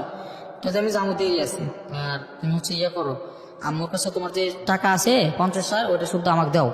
বললাম কি আর করছে, যেটা শুধু আমি জমি কিনে যাই, জমি কিনে যাতে বাইরে করবো, আমরা হচ্ছে ইয়েতে যাবো না, গাইবান্ধায় যাবো না। তো বললাম দুঃস্থ থাকি রে, কেমন জানি হয় না, তুই বিয়ে করছিস গাইবান্ধায়, আমও তো জানিস কত কষ্ট করছে, এরকম হচ্ছে না, তুই চলে আয় না। ও আমার সাথে সে সময় এক ধরনের ঝগড়াই করছে ফোনে। তা আমি আমার পাখিরে বললাম যে তখন এরকম তোমার জন্যই, তুমি আসলে কিরকম করতেছো আমার সাথে, এই জন্য এরকম হচ্ছে আমার। তো পাখি আমার বলেছিল আমার দুদিন পালাম। আচ্ছা, এই হচ্ছে পালানোর ঘটনা। হ্যাঁ, হচ্ছে পালানোর ঘটনা। তারপর তো তারপরে আমরা পালাবার চাইলাম, তো সেদিন ডাক্তার পালাইতে পারলাম না পারে। তা আমার ছুটি শেষ, 18 তারিখে আমার ছুটি শেষ, 3 দিন ছুটি দিয়েছিল আমার ছুটি শেষ, আমি চলে আসবো এখন। তখন কি কিউসি স্যার বিষয়গুলো জানেন না? না, উনি তো জানেন, তখন কি ওনার সাথে আপনার সম্পর্ক আছে না ডিটাচমেন্ট? ওনার সাথে আমার সবসময় সম্পর্ক আছে। কিন্তু ওনারা ওইভাবে বলতে পারি নাই যে স্যার বাবা আমার ঠকাচ্ছে কিংবা পাখি এরকম করে বলতেছে, এটা আমি স্যারে বলতে পারতেছি না। মানে আমি সেরকম স্যার একটা ভয় পাইতাম যে স্যার শুনলে আমরা চড়াবে ধরে, এই একটা ভয় পাইতাম। তো আমি তারপর হচ্ছে স্যারের কাছে আবার হচ্ছে ঢাকায় চলে আসছি, স্যারের সাথে গল্প করি, স্যার এখন আমি কি করবো বন্ধ, টাকা পয়সা তো অর্ধেক হচ্ছে টাঙ্গাইলে পার করছে, আর 50,000 টাকা যে আছে ওইটা শুদ্ধ হচ্ছে সীমা তো চাইছে এই জায়গা চাইতেছে, তখন আমি কি করবো এই জায়গায়, আপনি কোন আপনি যেটা করবেন আমি এটাই করবো, যেহেতু আপনি আমার সব কিছু। তো তাই দেখ টাকা পয়সা ভুলে ওই দিকে দেওয়া যাবে না, তোর যেটা ভালো হয় সেটাই করবি, কিন্তু টাকা পয়সা ভুলে ওই জায়গায় দিবি না, আর 2 নৌকা পাড়া দেওয়া বাদ দে, তাহলে ভালো হবে। তো স্যার আমার অনেকক্ষণ বোঝানোর পরে ওই পাখি আবার গ্রাম থেকে ফোন দেয় আমার রাতে ফোন তো কই আপনি যে চলে গেল, তুমি তো চলে গেলা গা, আমরা হচ্ছে পালামো না। তো আমার সঙ্গে বাড়ি থেকে আসছি, খরচা বলে টাকা পয়সা নাই। তো আমি স্যারে বললাম স্যার আমার কিছু টাকা দরকার, কি করবি তুই। সে সময় বয়স 16 মাত্র, সে সময় বয়স মাত্র 16, আমার দায়িত্বের কিছুই হয়নি। তো স্যার বললাম স্যার আমার কিছু টাকা দরকার, কি করবি, বললাম স্যার একটু বাড়িতে যাবো ঘুরে আসবো আর কি। আচ্ছা ঠিক আছে যা, কয় টাকা লাগবে, তখন স্যার আপনি যা দিবেন, গাইবান্ধার ভাড়া 400-500 টাকা হলে হয়, 400-500 টাকা হলে হবে। তো বললাম স্যার একটু বাড়িতে কাজ কাম আপনার বেশি করে টাকা দিন। আচ্ছা ঠিক আছে তুই 7,000 টাকা নিয়ে যা। তো আমার 7,000 টাকা দিল, আবার বললে যে 2 দিন পরে চলে আসবে, আমি ছুটি পাস করে দেবো, 2 দিন পর চলে আসবে। আমি আবার ওই সেদিন রাত্রিবেলায় গাড়িতে উঠি, ওঠার পরে আমি আবার পাখি না পালাই। আচ্ছা, পালানোর পরে স্যারের কোনো খোঁজ দিই না, কারোর কোনো খোঁজ দিই না। আর সে হচ্ছে গাজীপুর পল্লীবিদ্যুৎ আমার এক চাচার বাসায়, চাচার বাসায় আসি। এর মধ্যে যে মানে পাখির জায়গায় বিয়ে হয়েছিল, ডিভোর্সটা কিন্তু মানে হবে কালকে, একদিন আগে আমরা পালাইছি, এই পালাইছি। তারপরে আমার চাচা তো আমার যে চাচার বাসায় আসি আমি, আসার পর চাচা সব কিছু না, চাচা আমার গালাগালি করে বলে এখন গ্রামে একটা সমস্যা হবে, কিরকম একটা বিষয় এগুলো, কিরকম একটা বিষয় এগুলো, তো এগুলো বাদ দিই বাবা, যেটা ভালো এটা কর। তো আমরা যেটা করছি এটা কর। তো আমি এবার চাচার বাড়ি যাতে চলে আসি স্যারের কাছে, স্যারের কাছে আসি, ওই আমার অনেক স্যারের কাছে আসার পরে স্যার আমার কি করে বিয়ে করায়, স্যার আমার বিয়ে করায়। স্যার বিয়ে করার পরে স্যার বলে শুন, বিয়ে করে বলতে কারে বিয়ে করে? আমার পাখি, আমি যে পাখি নিয়ে চলে আসছি মিরপুর, আবার শিয়ালবাড়িতে। আচ্ছা, বিয়ে দিদির অবসরে তার আগে কি আগের বউটার কি ডিভোর্স হলো না? না ডিভোর্স তখন আছে আপনার সঙ্গে? না, ও তো আমার সাথে ঝগড়াই করলো, ঝগড়া পরের সাথে ওর সাথে কন্ট্যাক্ট হচ্ছে না। তো তারপর আমি স্যারের জায়গায় এসে বিয়ে করলাম, বিয়ে করার পরে এখন সব ফোন দেয়, ফোন দেবো তুমি কি টাকা দিবা না, তখন দেখো তুমি টাকা দিবো কিভাবে, তুমি আসো এসে আমার যে টাকা আছে সাথে নিয়ে আসো, আমার হচ্ছে গাইবান্ধায় বাড়ি করবো না, ওই কোনোভাবে না ওর কথা যে আমি টাকা চাই, ওর কথা যে আমি টাকা চাই। আমি তাকে বিয়ে করলাম। তো 8 থেকে 9 দিন পর আমার বাবা আমার ফোন দিচ্ছে দিনাজপুর থেকে, দিনাজপুর তো ফোন দিয়ে বলে যে বাবা কই তুমি, বললাম যে আব্বা আমি তো ঢাকায় আছি চাকরি করি, কই তুমি নাকি হচ্ছে অমুকের মেয়েরে না পালাইছো, বললাম হ্যাঁ পালাইছি, বিয়ে করছি। তোর বাপ থাকলে ওগুলো কোনো সমস্যা নয়, তুই হচ্ছে দিনাজপুরে চলে। তো আব্বু আমার নিয়ে যায়, নিয়ে যাওয়ার পরে সে সময় শীতের রাত, নিয়ে যাওয়ার পরে আব্বু ওই জায়গায় আবার নতুন করে বিয়ে করে আমার, ঢাকার বিয়ে আমার বাবা মানতে চায় না, ঢাকা শহরে বিয়ে করলে আমি যাই ভালো লাগে না, আর বিয়ে করে যায়। তো তো রাত 3টা বাজে আমার বিয়ে করার পরে আমাদের থুই আসে হচ্ছে সাঁওতাল পাড়ায়, সেই দিনাজপুর বীরগঞ্জ থানায়। মানে আব্বু আবার হচ্ছে সাঁওতালের বাড়িতে থুই আসে, সাঁওতাল মানুষের বাড়িতে।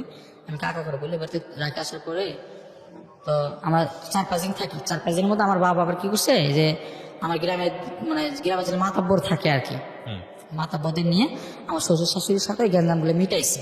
আচ্ছা গ্যাঞ্জামগুলো মিটার পরে একদিন 4-5 দিন পরে একদিন আমার হঠাৎ করে বলে যে ও এখন সব কিছু মিটে গেছে, তোমরা এখন বাড়িতে আসো, বাড়িতে এসে ভালো কিছু করে খাও, আচ্ছা বাড়িতে এসে করে খাও ভালো হবে। তাই তো হ্যাঁ, আমি 4-5 দিন পরে আমরা বাড়িতে আসি। সেই সময় আসলে ছোট মানুষ তো কিরকম এরকম মানে মহাত্মা তা কি মানতেছে না যে এই বয়সে আমি 2 বিয়ে করলাম, কিংবা ওরা 2 বিয়ে করলো, মানতেছে না।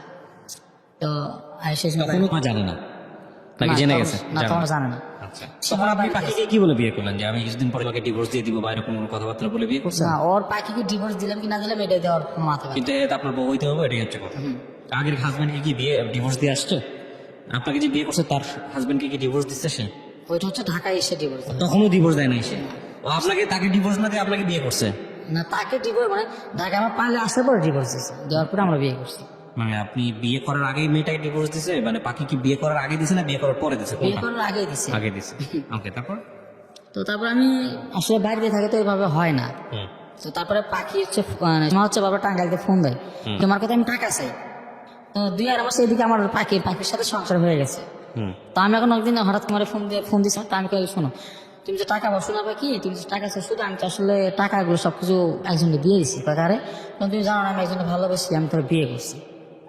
তখন ও আমার অনেক গালাগালি করে, গালাগালি করার পর কয় যে তুমি এটাই করলা, আমার টাকা দিলাম নাকি। মানে ও যে শুধু টাকার জন্য বিয়ে করছে হয়তো এটা আমি জানতাম না, কিন্তু ও আমার খুব ভালো বন্ধু ছিল একসময়, ও আমার সবকিছু জানি আমার বিয়ে করছে। তো এইভাবে সাথে আমার কথাবার্তা হওয়ার পরে আমি আবার ঢাকাতে চলে আসি স্যারের কাছে। স্যারের কাছে চলে আসি, আসার পরে আমি আবার হচ্ছে গাজীপুর একটা অফিসে গার্মেন্টসে চাকরি নেই, স্যারই আমার চাকরিটা নিয়ে দেয়। তো সে সময় একলা চাকরি করার তো হয় না, স্যার তো এইভাবে বলতে পারি না যে স্যার আমার এরকম এরকম সমস্যা, আমি বিয়ে করছি, স্যার আমার ওইভাবে বলতে পারি না স্যার। তো আমার বউ আসলে সেই সময় 16 বছর বয়সে আমি বিয়ে করছি। তো গার্মেন্টস চাকরি করতে পারে না, গার্মেন্টস চাকরি করতে পারে না। কে পাখি? হ্যাঁ, পাখি গার্মেন্টস চাকরি করছে। তখন কোথায়? তো মানে টাঙ্গাইলে। টাঙ্গাইলে? ও জেনে গেছে বিষয়টা? হ্যাঁ, জেনে গেছে বিষয়, আচ্ছা। জেনে গেছে। কিন্তু আমার ওই যে আমার টাকা পয়সাগুলো সব নিয়ে গেছে, ওগুলো আমার ফেরত দেয় নাই, কিন্তু আর ফেরত দেয় না, আর টাকা পয়সা চাই আমার থেকে। তো এখন তারপর আমি পাখিরে নিয়ে এরকম অবস্থা, আম্মুর সাথে শুধু মানে কিরকম জ্ঞানজাম লাগে, মানে চাকরি করতে পারবেন তো আম্মু দিয়ে একটা কথাবার্তা বলে সহ্য করতে পারে না। তো এই বিষয়গুলো নিয়ে আবার মাথা ব্যথা করে ওর। মানে পাখির মাথা ব্যথা করে, তো মাথা ব্যথা করে বমি বমি ভাব হয়। তো আমি কিছু তো ভালো না, তো আমার জন্ডিস হয়েছে। ও যে প্রেগনেন্ট, ও নিজে বলতে পারবো যে প্রেগনেন্ট। আমার বয়স তো হবে না, শুধু বিয়েই যা হয়েছে, বলতে পারি। তো আমি ওর বয়স কত ছিল, আপনার বয়স কত ছিল যখন বিয়েটা করছেন? আমি দিন সমবয়সী। তাকে বিয়ে করার কতদিন পরে পাখিকে বিয়ে করছেন? 9 মাস। 9 মাস। তার মানে 16 বছরের মধ্যে 2টা বিয়ে করে ফেলছেন? 17 বছরের মধ্যে। 17 বছরের মধ্যে, হ্যাঁ। তো তারপরে আসলে আম্মু হচ্ছে যে আলট্রাসাউন্ড বলে ওইটা করছে। আল্ট্রাসাউন্ড? হ্যাঁ, ওইটা করার পরে দেখে যে না, পাখি প্রেগনেন্ট না, ওর জন্ডিস হয়েছে। ডাক্তার ঢাকার গাজীপুরে ডাক্তার বলে জন্ডিস। আমি 6,000 টাকা দিয়ে পাখিরে পাঠাই দেয় বাড়িতে, আমার শ্বশুর বাড়িতে। আসলে আমার শ্বশুর শাশুড়ি শুধু সবসময় বলতো যে হচ্ছে তোমরা কিছু করো, তোমরা কিছু করো, তাহলে ভালো হবে। তো আসলে আমি কি করবো, আসলে সঞ্চয় ছাড়া তো কোনো কিছু সম্ভব না, সবকিছু করতে গেলে সঞ্চয় লাগে। তো আমি আসলে পাখিকে 6,000 টাকা দিয়ে বাড়িতে পাঠায় দেয়, ও আমার টাকা দিয়ে জন্ডিসটা ভালো হয়। তারপর আমার কিছুদিন 1 মাস পরে কল দেখো, দেখো আমাকে তো জন্ডিস না, একটা খুশির খবর আছে। কি খুশির খবর? হচ্ছে তুমি আব্বা হবা। আমি আত্মহারা। কি করলাম, আমার বড় ভাই আছে, আমার বড় ভাই কিন্তু আছে, আমার বড় ভাই কিন্তু বিয়ে করেনি। আমার বড় ভাই বিয়ে করে, এদিকে আমি বিয়ে করছি, আমার বউ প্রেগনেন্ট। তা আমি খুশিতে বাড়িতে গেলাম, তারপর আর বললাম তো কথা, আমি এখন তো ঢাকা থাকবো না, আমি আব্বুর সাথে কাজ কাম করে খামো। তো হচ্ছে এইভাবে আমাদের সংসার ভালো চলবে, আব্বু 4-5 টাকা দিন তো এইভাবে ভালো চলবে। তো এখন ওই বাড়িতে থাকি, বাড়িতে থাকবো না, সেই সময় আসে প্রেগনেন্ট। তো বাড়িতে থাকি, এখন আসার আমি সবসময় বলি দেখো আমি তো আমার বাড়ির সবকিছুই করি, বাজারঘাট সবকিছুই করি, তোমার তো কোনো কিছু অভাব দেই না। তুমি তাহলে প্রতিদিন সকালবেলা করে মায়ের বাড়িতে যাবা না? মানে আমার বইয়ের একটা অভ্যাস খারাপ ছিল, কি হচ্ছে মানে প্রতিদিন সকালবেলা মায়ের বাড়ি যেহেতু আমি কাজে গেলেই আমার হচ্ছে বিকালবেলা চলে আসতো, মানে ওর মা বাবার সাথে সময় সব সময়। তো চলে আসতো, তো এটা নিয়ে অনেক গ্যাঞ্জাম হইলো। তো আর আমি পারবো নিষেধ করি না, প্রতিদিন যাইতেই থাকে। তো মানুষ শুধু বলে যে না তোর শ্বশুর শাশুড়ি তোর বউরে খাওয়ায়, আমার প্রত্যেকটা মানুষ বলে। তো আমি যে এদিকে সবকিছু করি, আমার টাকা তাহলে যাই কই, আমি বাবার সাথে কাজ করি 400-500 টাকা দিন, আমি 10 একটা বিড়ি খাইতে পারি না, সে একটা বিড়িও খাই না। হুম। তো তারপরে আমার সাথে এটা বলে, তো আমি সবকিছু বাদ দিয়ে ওর সাথে আমি একদিন ঝগড়া করি। দেখো তোমার আমি বারবার বলি যে বাড়িতে জানো তুমি, তারপরে যাও। হয় হওয়ার পরে এরকম হওয়ার পরে যে সময় হচ্ছে আসলে হচ্ছে 9 মাস, 9 মাস ছিল। তো এই সময় আসলে বলে দেখো প্রত্যেকটা হচ্ছে মেয়েরই তো সন্তান প্রথম হচ্ছে বাবার বাড়িতে হয়, তো আমি হচ্ছে তার বাবার বাড়িতে একবারই যাই, তারপরে তুমি সবকিছু করবে, কোনো কিছু হবে না, তুমি সবকিছু করবে, বাচ্চার উপরে চলে আসবে। ঠিক আছে যাও, সমস্যা নেই। কিন্তু কেউ নিতে আসে নাই, আচ্ছা। কেউ কিন্তু নিতে আসে নাই। তো সেই সময় গেলাম, যাওয়ার পরে ওই পাখির বাড়িতে গেল। পাখির বাড়িতে যাওয়ার পরে আমি সব কিছু খরচা দেই, আর যা কিছু লাগে আমি সব দিই, কিন্তু আমার শুধু আমার শ্বশুর শাশুড়ি। তো একদিন রাত 4টে বাজে আমার শ্বশুর আমার কল দিছে, ভোরের রাজনের একটু আগে আচ্ছা। কল দিয়ে হচ্ছে বাবা কি তোমার ডাক্তার কাছে যাওয়া লাগে? বললাম কি জন্য? সমস্যা মানে খুলে আমি কইতেছে না। তো আমি বুঝতে পারছি যে এই সমস্যা। তো আমি হচ্ছে বৃষ্টি হচ্ছে, সেখানে খুব বৃষ্টি, ডাক্তার আমি ডাক্তার বৃষ্টিতে ভিজা, ডাক্তার ডাক্তার ওই ভাই আবার খুব ভালো ডক্টর, জি। মানে গ্রামের সবাই খুব ভালো সেবা করে। তো আমি হচ্ছে গেছি আর ডাক্তার ডাকতে, আমার কাছে সে সময় টাকা পয়সা নাই, আমি 4000 টাকা জমা ছিলাম, যে কখন কি নয় বলা যায় না, ডাক্তারের দিন আর কি, সেই টাকা পাখির কাছে রাখছি। তারপর? তো আমি সেই টাকাটা পাখির কাছেই রাখছিলাম। তো ডাক্তারে একটা স্যালাইন দেওয়ার পরে আমার ছেলে হয়েছে, আমি 17 বছরে বাবা হয়েছি। আচ্ছা। তোরা 4টে বাজে আমি কল দিই আমার বড় ভাইয়ের কাছে, ঢাকায় থাকে ওরা সেই সময়, আমি কিন্তু বাড়িতে। তো সেই সময় কল দিয়ে বলি ভাই, তখন কি আপনি সাথে আপনার সম্পর্ক আছে? না সেটা আমার কোনো কন্ট্যাক্ট নেই। কন্ট্যাক্ট নাই, কিন্তু আপনি ডিভোর্স দেয়া বা কোনো কিছু করেছেন না? না না তখনও কিছুই করেন নাই? না, তখনও করিনি। আচ্ছা, তারপর? তো তারপরে আমি ওর ভাইয়ের ফোন দিয়ে বলি যে ভাই এরকম এরকম, আচ্ছা ঠিক আছে তাহলে আমরা 10-12 দিন পরে বাড়িতে যাচ্ছি। হুম। সবাই খুশি আর কি, ছোট ভাইয়ের বাচ্চা এসে সবাই খুশি। তো বাচ্চা হওয়ার প্রায় চুল ফালানো মানে টাকা পয়সা সব কিছু আমারই গেল, কিন্তু সব খরচা আমার। আমার শ্বশুর এই যে বাচ্চা হওয়ার পরে 10 টাকা দিয়ে একটা পানির বোতল পাওয়া যায় বাচ্চাদের খাওয়ানোর জন্য। তো আমি কাজে গেছি, তো আমার পাখি আমার ফোন দিয়ে কইতাছে যে একটা 10 টাকা দিয়ে ডাক্তার কাছে এলাজ বেড়ে যা বলবা, যে ভাই পানির বোতল নাকি বাজার 10 টাকা দিয়ে পানির বোতলটা নিয়ে এসো আসতে সময়। বিকাল সে সময় 4টে বাজে। তো আমি বললাম দেখো বাজার তো কাছে আছে, তুমি একটু বাবারে যা বলো না কাম। আমি কই যে বাবা আন্ডি দেয়, কিন্তু বাড়িতে কিন্তু বাবা গালাগালি করে, যখন খাচ্ছে যাচ্ছে এরকম গালাগালি করে, কিন্তু কিন্তু পাখি আসলে বলে না, তার প্রেম করে বিয়ে করছে এই জন্য বলে না, বলে না।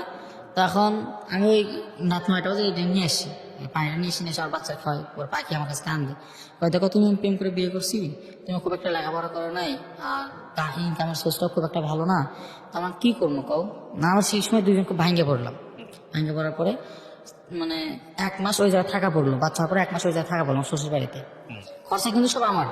থাকা পড়লো, থাকা পরে 1 মাস পরে আমি নিয়ে আসলাম আমার বাড়িতে, নিয়ে আসার পরে আমি সবকিছু করি। তো আবারও পাখি শুধু হচ্ছে ওই বাড়িতে যায় আসে সঙ্গে ভাড়া চলতেছে।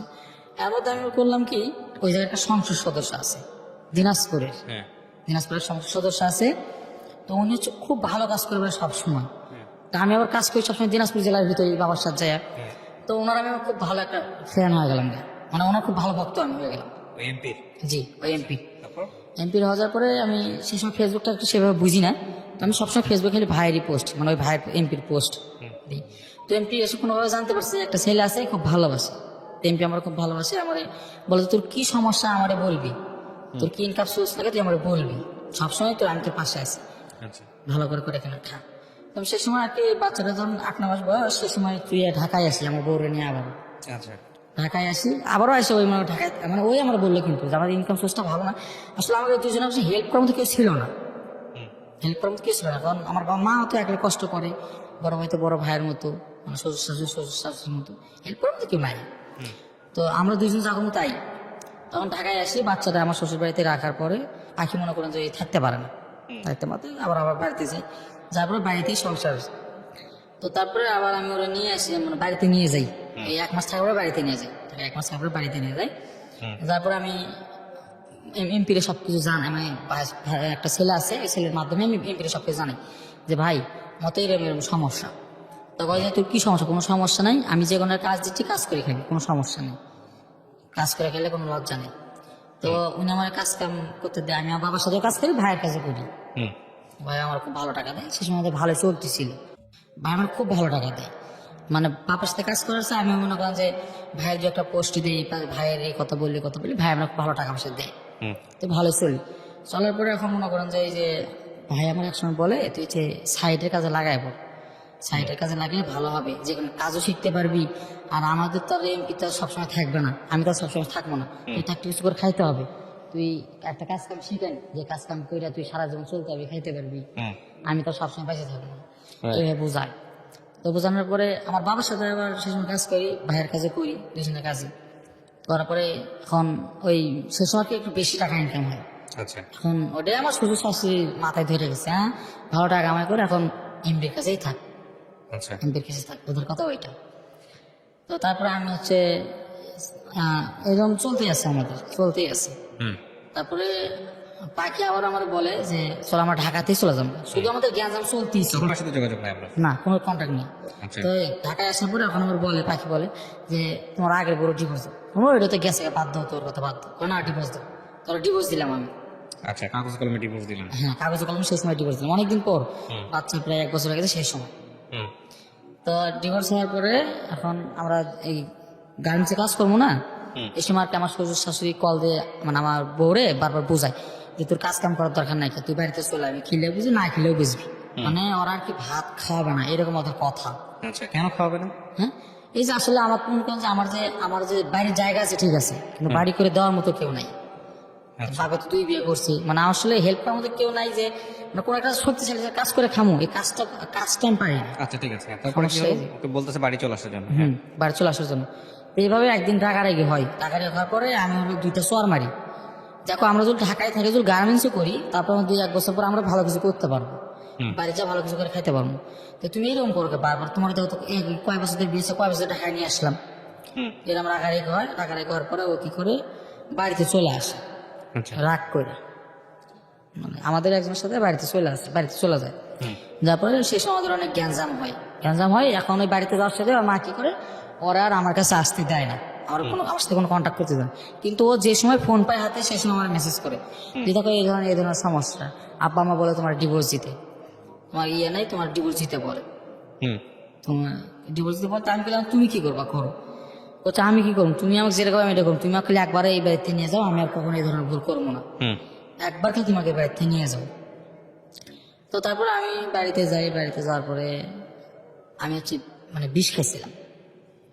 বিষ খাইছেন? হ্যাঁ, তারপর? ওর আমি আসতে বললি ও আসে না, আর আমি বলছি তুমি একলাই আসো, তোমার বাড়িতে গেলে গ্যাঞ্জাম করবে না, তুমি একলাই আসো, নাহলে বলো আমি নিয়ে আসতেছি, তুমি যেটা করে এইটা। এখন ও মনে করো যে আমার বিষয়ের বোতল দেখাইছিল, দেখানোর পরে কি করছে, ওর চাষি ওর থেকে কায়রা নিয়েছে, ওর হচ্ছে আর আসতে দেয় না, ঘরের দরজা দিয়ে রাখে, এইদিকে আমি মনে করছি একটা বাজার থেকে বিষয় বোতল কিনে এসে বিষ খাইলাম। বিষ খাওয়ার পরে আমার একটা ফুফাতো ভাই আছে, ও আমার মেডিকেলে নিয়ে যাওয়ার পরে সবকিছু অন্যরকম হয়ে গেছে। তো এই ঢাকা থেকে আমার মা ভাই সবাই গেছে, যাওয়ার পরে আমার অনেক কিছু হয়ে গেল, অনেক গ্যাঞ্জাম আর কি। তারপরে গ্রাম্য শালিক যেটা হয়, গ্রাম্য সালিশ হলো। তো আমার শ্বশুর বলে যে না ডিভোর্স দিয়ে নেবে। আচ্ছা, ডিভোর্স দিয়ে নেবে। তো এখন ও তো মনে করেন ডিভোর্স দিবে না, কিন্তু আমার শ্বশুরের কথা ডিভোর্স দেওয়াই লাগবে। ওরও আমার হচ্ছে একদিন পরে মেসেজ করছে একটা, দেখো আব্বা হচ্ছে কাল রাতে আমার মাথায় কোরআন শরীফ তুলে দিছে, কোরআন শরীফ বলছে তোমার যদি ডিভোর্স না দেয় তাহলে আব্বা আত্মহত্যা করবে। শুন আসলে তোমার বাবার সমস্যাটা কি, কয়ে যে আমাদের ভালো কোনো ইনকাম সোর্স নাই, এই জন্য। তারপর আমি বললাম যে এখন তুমি কি করবা, কয়ে যে আব্বা যদি মরে তাহলে আমি কি করবো, কিন্তু আমার মাথায় কোরআন শরীফ তুলে দিচ্ছে, তা আমি কি করবো কও। তো এখন এই জন্য কথা হতো, তো আমি ঢাকায় চলে আসি, রোজা ঈদের পর ঢাকায় চলে আসি। 1 মাস 1.5 মাস বসে থাকি, 1.5 মাস পর আবার কোরবানিতে বাড়িতে যাই। তো গ্রাম সালিশ আবারও হয়, কিন্তু ওরা মেয়েকে আসতে দিবে না, কোনোভাবে মেয়েকে আসতে দিবে না। তো তারপরে মনে করেন যে আমার হচ্ছে একটা লোক ছিল বগুড়ার শাহজাহানপুরের, উনি হচ্ছে ঠিকাদার। তো উনি হচ্ছে আমার গল্পটা সবকিছু জানে, মানে ওই যে একজন ওর সাথে গল্প করছে আর কি, বলছে ওই শুধু সারাদিন শুধু অবহেলায় পাওয়া যাচ্ছে, ওর শুধু খুব ভালো একটা ইনকাম সোর্স নাই থেকে ওই সারাদিন শুধু অবহেলায় পাওয়া যাচ্ছে, প্রথম বই এরকম করছে, তারপরে এইটা এরকম। তো ওই ভাই আমার বলছে, ওই ভাই আমার একটা কাজ দিল, সাইডের কাজ। আচ্ছা, সাইডের কাজ দিল, তখন সাইডের কাজ দেবো, সাইডের কাজে আমি থাকি ওই দিনাজপুরের বিরামপুরে, হাকিমপুরে, তারপরে ঘোড়াঘাটে, 3-4 থানায় থাকি আমি। থেকে কাজ কাম দেখি, তোমার টাকা পয়সা দিই। কিন্তু ওই জায়গায় কথা হচ্ছে কি, না কাজ কাম দেখো, টাকা কামাই করো, কিন্তু বউনে থাকা যাবে না, রাত হলে ওই জায়গায় থাকা লাগে। আচ্ছা, ওই জায়গায় থাকা লাগে, কিন্তু আমি তারা খুব ভালোবাসি, আমার সাথে থাকতে পারি না। এমনি এই 3-4 মাসে আমার মনে করেন অন্যরকম অবস্থা হয়ে গেছে। এদিকে আমার ছেলেও ওই বাড়িতেই। হুম তো তারপরে আমি হচ্ছে আমাদের সবকিছু ঠিকঠাক ছিল। তো আমি 1 মাস পরে আমার চাচা আমার কল দিছে, কল দিয়ে হচ্ছে বাবা দেখ অনেক কারেন্ট হয়ে গেল, বিশ্ব খালো বউ এঁকে আমার বউ আবার কি করছে মনে করেন যে এই যে হাত এই জায়গায় হচ্ছে লোহাতে পুড়ছে, পুড়ে আমার নাম লিখছে, তো বুকে পুড়ে আমার নাম লিখছে। 2-3 জায়গায় পুড়ছে খালি, মানে ঘরতে বেরোতে পারে বাচ্চাটা তখন কোথায়? বাচ্চাটা তখন শ্বশুর বাড়িতে, আমার শ্বশুর বাড়িতে। ও শুধু এরকম পাগলামি করছে, রাস্তায় দিন এরকম পাগলামি করছে। পাগলামি করছে। এখন আমার চাচা আর কি করলো, 1 মাস পরে আমার শাশুড়ি ভালো করে বুঝাইছে, বোঝায় এখন এক শীতের রাতে আমার ফোন দিছে 11টা বাজে। ফোন দিয়ে চাচা আমার সব কিছু করলো, বাবা তুই কালকে রাত্রে কাজ করে চলে আসিস, তো জ্ঞান দ্বারা মিটে দেবো কালকে রাতে। আর তখন হচ্ছে আমার সবাই ঢাকায়, মা বড় ভাই সবাই ঢাকায়। তো আমি সেই সময় হচ্ছে ইয়ের কাছে আছি, একদিন দিনাজপুরতে চলে আসলাম রাত্রে বেলা, আজকে 9টা বাজলো। আইসা এখন আমার একটা চাচার শ্বশুর আছে, এখন উনি বর্তমান মেম্বার, উনি আমার গ্রামের পর প্রায় 3-4 দিন মিলে আমার জ্ঞান জামনা আর কি মিটাইলো। তাছে আমি আরো একখানে হয়ে গেলাম, আমার বউ আর আমি একখানে হয়ে গেছি। ওই জানার পরে এখন 1 মাস ওই যে কাজ করার পর আমি সবকিছু খুলে আমাকে বললাম দেখো ওই কাজটা যতই করি হচ্ছে এই ধরনের মানে বউনাতে থাকা যায় না, বউনা থাকা যায় না, এখন আমি কি করবো বলো। তখনও আমার বলে যে চলো আমরা দুজন ঢাকায় যাবো, এবার ভালো করে কাজ কাম করবো, তুমি ওখানে পাগলামি করবো, আমি ওখানে পাগলামি করবো না। দেখি টাকায় কি হয়েছে, টাকার জন্য মানুষ আমাকে চিনে না, ফ্যামিলির লোকজন এরকম করে, চলো আমরা টাকা কিছু আমি টাকায় দেখবো।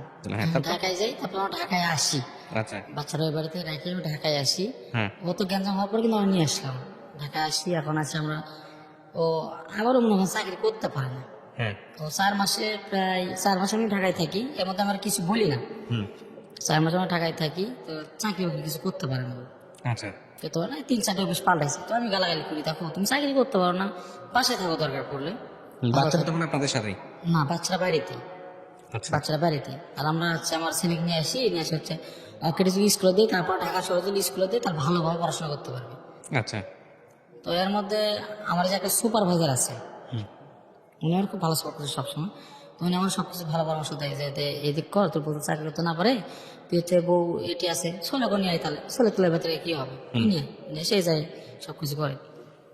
তো আমি তারপরে এখন ওর বলি কথা, ওই একদিন মানে এর মধ্যে আবার প্রেগনেন্ট হয়। আচ্ছা প্রেগনেন্ট হয় সেকেন্ড টাইম? হ্যাঁ সেকেন্ড টাইম প্রেগনেন্ট হয়। হওয়ার পরে এখন এলাকা থেকে হঠাৎ একদিন আমার একটা ফ্রেন্ড ফোন দিছে আমারে, ও আমার সম্পর্কে ভাসতে হয়ে গেছে, আচ্ছা আমি তো হচ্ছে তোর এলাকায়, আমার এলাকায় মানে আমি তো এলাকা থেকে, আমি তো হচ্ছে ঢাকার থেকে। এখন হচ্ছে আমি একটা মেয়ের সাথে সম্পর্ক করি, মেয়েটা এগিয়ে মেয়ের না পালাম। বললাম দেখ বাবা আমি আসলে টাকা, আমি গরিব মানুষ, আমাকে ভেজালাতে ফালাইস না, আমি ওদের কিছু করবো না, আমাকে চাষার দরকার নেই, আমি এগুলি ভেজালের মধ্যে নাই, ঢাকা শহরের মধ্যে ভালো না, আমি এগুলো ভেজালের মধ্যে নাই। ও তারপরেও মনে করেন যে আমার বাসায় আসে, কাটতে যেন ঠিকানা নিছে আমার নিয়ে আমার বাসায় আসে, আসার পরে আমার কান্দাকাটি করে আমার কাছে, কান্দাকাটি করে। তখন আমি পরে আমার ওই সুপারভাইজার কাছে পরের দিন গল্প করেছে ভাই এরকম এরকম, কয় যে না ভুলেও তো এইগুলো কাজ করবি না, আর যেটা ইচ্ছে সেটা করুক গা। তো পরে ওই ছেলে কি করছে, একলাই মনে করে গেছে সেই গাজীপুর থেকে গেছে হচ্ছে হেমায়তপুর। আচ্ছা হেমায়তপুর গেছে, যা এখন আমার বন্ধু কয়েছে চাষা আমাকে বাইন্দে রাখছে এই জায়গায়। ও বাইন্দে ছিলাম কে করছে আমি বিয়ে করে সে মেয়ে কিনে বেড়াচ্ছে, এখন ওরা তো বিয়ে না করতে যাওয়া দিচ্ছে না। তো তাছাড়া আমি আমার এই যে এলাকার একটা ছেলে থাকে আমার ওই জায়গায়, আমার ওই আমার ভালো বন্ধু, তো আমি ওরে নিয়ে হচ্ছে কই যে বাবা হচ্ছে অক্ত এরকম বাইন্দে রাখছে ওই জায়গায়, যত আমরা দুজন যাই, যাওয়ার পরে কি হয় না হয় দেখি, ওই জায়গায় আমরা দুজন গেলাম, যাওয়ার পরে এখন যাই দেখি যে ওরা বিয়ে না করে যাতে তো আসতে দেবে না। তো কাজী আমার বলে যে কাজী আমাকে দুইজন বলে যে তোমরা দুজন যে সাথে আছো, তোমরা দুইজন তো ছোড়ো, তোমাকে তো বিয়ে দেওয়া যাবে না, তোমার কি জন্য আছে? বললাম ভাই আসলে পালিয়ে আসছে ওই এই জন্য আছে আর কি, তো কি করবেন করেন, আসলে ভুল হয়ে গেছে মাফ করে দেন। ওই ছেলে মনে করেন একটু বদমেজাজি ছেলে, ওই ছেলে কি করে মানে রাগারাগি করে, শ্বশুর শাশুর সাথে ওই জায়গায় রাগারাগি করে, রাগারাগি করে। তখন ওর শ্বশুর কি করে মানে আমাদের দুইজনকে সাক্ষী বানায়, আমরা সঠিক নামে বলি যে আমার নামে এটা, ওর নামে এটা, বাবার নামে এটা, সঠিক সবকিছু সঠিক দিয়ে ওই ছেলের বিয়ে করে। তখন আমরা যে শুনবো না যে মরানা কত, এর আমরা কিছু শুনি নাই। আর মরানা বান্ধিছে হচ্ছে 8 লাখ। কার বহরান এটা? ওই ছেলেটার, হ্যাঁ মানে যে মেয়েটার জন্য পয়সায় গেছে হ্যাঁ বিয়ে পড়লো, বিয়ে পড়ে মরানা 8 লাখ। ওরা ওই যে আমরা থাকতেও দিবেন। রাত বাজে প্রায় 2টা, আমি হেমায়তপুর থেকে বাসা লাগে গাজীপুরে, আমি হেমায়তপুর থেকে গাজীপুর এখন আসমো, অগ্র তো বাসা টাসা কিছু নাই। আর আমার বাসা আসলে আমি ওইভাবে একলা কাজ কাম করি, ওইভাবে আসলে আমার কাছে টাকা পয়সা নেই যে আমি ওকে পালবো। তো তারপরেও আমি রাত 2টা বাজে ওরা দুজন সব আমার বাসায় আসে। আসার পরে মানে আমার বউ সেই সময় প্রেগনেন্ট, সেই সময় প্রেগনেন্ট। তো আমার বউ আমার বলে যে দেখো আমাদের দুজনে এত কিছু হয় গেল, তুমি 20 পর্যন্ত খাইলা, আমরা দুজন মোর বাড়ি গেলাম, মোর তো একটা বন্ধু আসলো না, তোমার তো কোনো বন্ধু কয় না যদি ওরা একটা ভালো একটা কাজ কাম নিয়ে দেয়, ও কাজ কাম করে খাক, এই ধরনের কিছু করে না, তো তোমার কাছে না গেলে আসে, তুমি এগুলো বাদ দেবা না। তো আমরা করলাম দেখো 2-1 দিন পর আগে রুম টুম নিয়ে দেয়, আলাদা করে দিন। এখন তারপরে ওই ছেলের বাবা আমার কল দেয়, গ্রাম থেকে কল দেয়, আমাদের গালাগালি করে, কয় তোরাই আমার ছেলে এটা করছিস, 8-10 লাখ টাকা মরানা বান্ধিছিস, সেইটা গালাগালি করে। আমার বউ কাজে না ওকে আলাদা করে দেয়। ওই ছেলে তো কান্দাকাটি করে যে আমার কাছে টাকা পয়সা নেই, কিছু নাই, তুই আমার কিছুদিন রাখি। তো আমি মনে করি যে দেনা মেনা কইরা ওরা হচ্ছে আমার বাসায় 1 মাস রাখি, থাকুন খাউন সব খরচ সবকিছু আমি দেই। এই তো রোজারেদের ঘটনা গেছে, রোজারে থাকুন খরচ খাওয়ান খরচ সবকিছু আমি দিই। আসলে আমি যে একটা প্যান্ট কিনবো, একটু প্যান্ট কেনার টাকা আমার কাছে ছিল না, ওরা দিতে তো তারপরে ছেলে 1 মাস পরে চাকরি নেই, 1 মাস পরে চাকরি নেওয়ার পরে এখন ওর রুমটা আলাদা করে দিলাম। কিন্তু আসলে যে সেকেন্ড যে বাচ্চাটা আমাদের, ওই ওরা কি আমি ভালো বিছনায় রাখলাম, তাকে আমি আর আমার বউ ওই যে মানে টাইসের উপরে থাকে, শুধু টাইসের উপরে থাকে। তারপর হচ্ছে আমার বউ পানি আসতে নাকি পড়ে গেছিল, তো বাচ্চাটা মানে ক্ষতি হয়েছে। ক্ষতি হওয়ার পরে তো আমার শাশুড়ি যে ফোন দিয়ে বলে যে বাচ্চাটা নষ্ট করে দেন তেন। তো আমার বাচ্চাটা এর মধ্যে হচ্ছে বাড়িতে আমার বউর বাড়িতে পাঠাইলাম, পাঠাইলাম দেখো গ্রাম থেকে টাকা পয়সা কম খরচ হবে, এরকম কিছু করো। তো বাড়িতে গেছে, যা দেখেছে আসলে বাচ্চাটা নষ্ট হয়ে গেছে। আচ্ছা, বাচ্চাটা নষ্ট হয়ে গেছে। তো তারপরে এখন চলে আসে, 3-4 দিন পরে চলে আসো, 3-4 দিন পর চলে আসো, আমার বলে দিচ্ছে যে দেখো তুমি আসলে আমরা নিজেকে আমার চলে না, আমাকে তুমি এই ধরনের বন্ধু বান্ধব বাদ দাও, এগুলো আমার ভালো লাগে। তো আমি ওই ছেলেটা চাকরি নিয়ে দিলাম, এখন আলাদা রুম নিয়ে দিলাম। আমার বউ বাড়ি থেকে আসার পরে 4 দিন পর বাড়ি থেকে আসার পরে আমি রুম টুম ওই ছেলেকে আলাদা করে নিয়ে দিলাম। নিয়ে তারপরে কুরবানি রোজারি বাড়িতে গেলাম। বাড়িতে যাওয়ার পরে হচ্ছে ওই ছেলে বাবা যে আছে, মানে যেখানে দেখা পাই আমাদের সেখানকে, আমি আর যে ছেলে গেছিলাম বাসাইতে ওনার ছেলেকে, যেখানে দেখা পাই আমাদের খুব গালাগালি করে, মানে চাকর নিশ্চয় আমাদের মারতে, আমাদের জেল খাটাবে, এটা সেটা অনেক কিছু বলে, বাজে বাজে কথা বলে এলাকায়। আমার শ্বশুর বাড়ি অনেক বাজে বাজে কথা বলছে, সব জায়গায় বাজে কথা বলছে। তো আমার বইগুলো সহ্য করতে পারে না, আমার সাথে শুধু ঝগড়া করে। এখন আবার ওই ঈদের ছুটির পরে ঢাকায় চলে আসি। তার মধ্যে ওই ছেলে কিন্তু বাবা মানে একটা বললো না যে আসলে ওদের কোনো দোষ নাই, আমরা হচ্ছে ওদের কাছে যা পড়ছিলাম, ওদের কোনো দোষ নাই, আমরা নিজে বিয়েটাই করছি।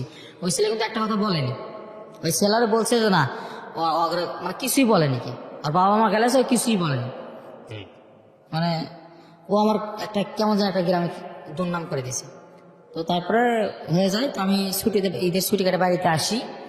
বাড়িতে আসার পরে আবার হচ্ছে কি যে আমি রাত 3টা বাজে নামছি গাড়ি থেকে, রাত 3টা বাজে নামছি।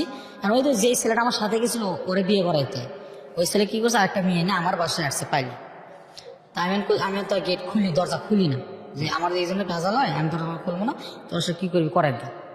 তো তাও আমাদের বাড়ি এলাকা হয় যে দেখ তোরা এগুলো বাদ দিই, অগ্র হচ্ছে চালু করে আজকে রাতটা রাখার পরে অগ্র হচ্ছে সরাবি, এইগুলো বাসাতে ভেজাল রাখবি না, আমরা জানি তোরা দুজন খুব ভালো আসিস, তাহলে তোদের কাছে ভেজাল আসে কি জন্য। তা আমি করছি যে আঙ্কেল আপনি তাহলে একটু মানা করে দেন, এরা যেন আমার বাসাতে না আসে। তারপরে ওরা দিন সকাল হওয়ার পরে আমার ওয়াইফ মানে চাকরি নিছে, চাকরি নিয়ে অ্যাপেক্সে চাকরি করছিল, অ্যাপেক্সে গেছে। তারপরে আমি এদের দুইজনে কিনা বাইরে করলাম যে বাবা আমার বাসাতে চলে যা, আমি একলা চাকরি, আমারই হচ্ছে না সমস্যা, তোর চলে যা। তো চলে যাওয়ার কথা কয় আরো দুজন সহকার বিয়ে করে দিই, মানে ওই দুজনকে নিয়ে আমি আসি ঢাকা মোহাম্মদপুর। নিয়ে আসার পরে এই যে আমার একদিন থাকা লাগে, অথবা আমার বউ ওই জায়গায় একদিন হচ্ছে আমার মামির কাছে থাকে, আমার মামির বাসা আছে, আমার মামির কাছে থাকে। কিন্তু ও একদিন সারাদিন নাকা থেকে ডিউটি করে, সারাতে নাকা থাকছে, পরের দিনও নাকা থেকে ডিউটিতে গেছে। তারপরের দিন এরা বিয়ে করলো, আমি ওগুলোর মধ্যে ভেজানো যায়নি। বিয়েটা করার পরে এখন রাত 2টা বাজে আমি হচ্ছে গাজীপুর পৌঁছেছি, পরের দিন একদিন পর রাত 2টা বাজে গাজীপুর পৌঁছেছি। এখনো আমার সাথে রাগারাগি যে তুমি এরকম করতেছ, আমার দ্বারা এগুলো হবি না, রাগারি করতেছে, মানে ভাত রাঁধুনি খাইনি, কিরে আমার অবস্থা, কান্দাকাটি করতেছ। এখন তারপরে এখনো বাড়িতে যাবি না, মানে আমার মা ফোন দিচ্ছে বাইরে তাই হচ্ছে না, এগুলো তো বাইরে তাই তোরা। আমি করছি আচ্ছা ঠিক আছে, তুমি বাড়িতে যাও তো বোন, এগুলো কাহিনী ভালো লাগে না, সারা জীবন আর কত কি করবো কও, তুমি সারা জীবন যেটা কো এটাই করি। কিন্তু আসলে তারপর তুমি মন পাচ্ছি না, আমি বলি আর তুমি কই মন পাবা কিভাবে, তোমার তখন ভালো কোনো ইনকামই নেই। আসলে আমি যে ইনকামটা করবো, যে কোনো একটা ব্যবসা করবে গেলে টাকা পয়সা লাগে। আমার তো বাপও নেই যে হেল্প করে আমার টাকা পয়সা দিবে, ব্যবসা আমার কেউ তো নাই যে আমাকে হেল্প করবে একটু। তাই আমি কই যে শোনো, আমরা তো ঠিক মতো যদি একটা বছর গার্মেন্টস করি, দুইজনে যদি মিলে যদি গার্মেন্টস করি, একজনের টাকা খামো একজনের টাকা রাখবো, তাহলে আমরা 1 বছরে ভালো কিছু করতে পারবো। না, ওর কথা ওইটা না যে একলা চাকরি করো একলা সব কিছু করালে, আসল সত্যি কথা এটা। তারপর আমি আমার ওয়াইফ, আমি পরের দিন অফিসে চলে আসছি, আমার অফিস খুলছে, আমি অফিসে চলে আসছি। পরে আমার মামি খুঁজছে যে মামি আপনার গাড়ি তুলে দেন, আমি বাড়িতে যাবো।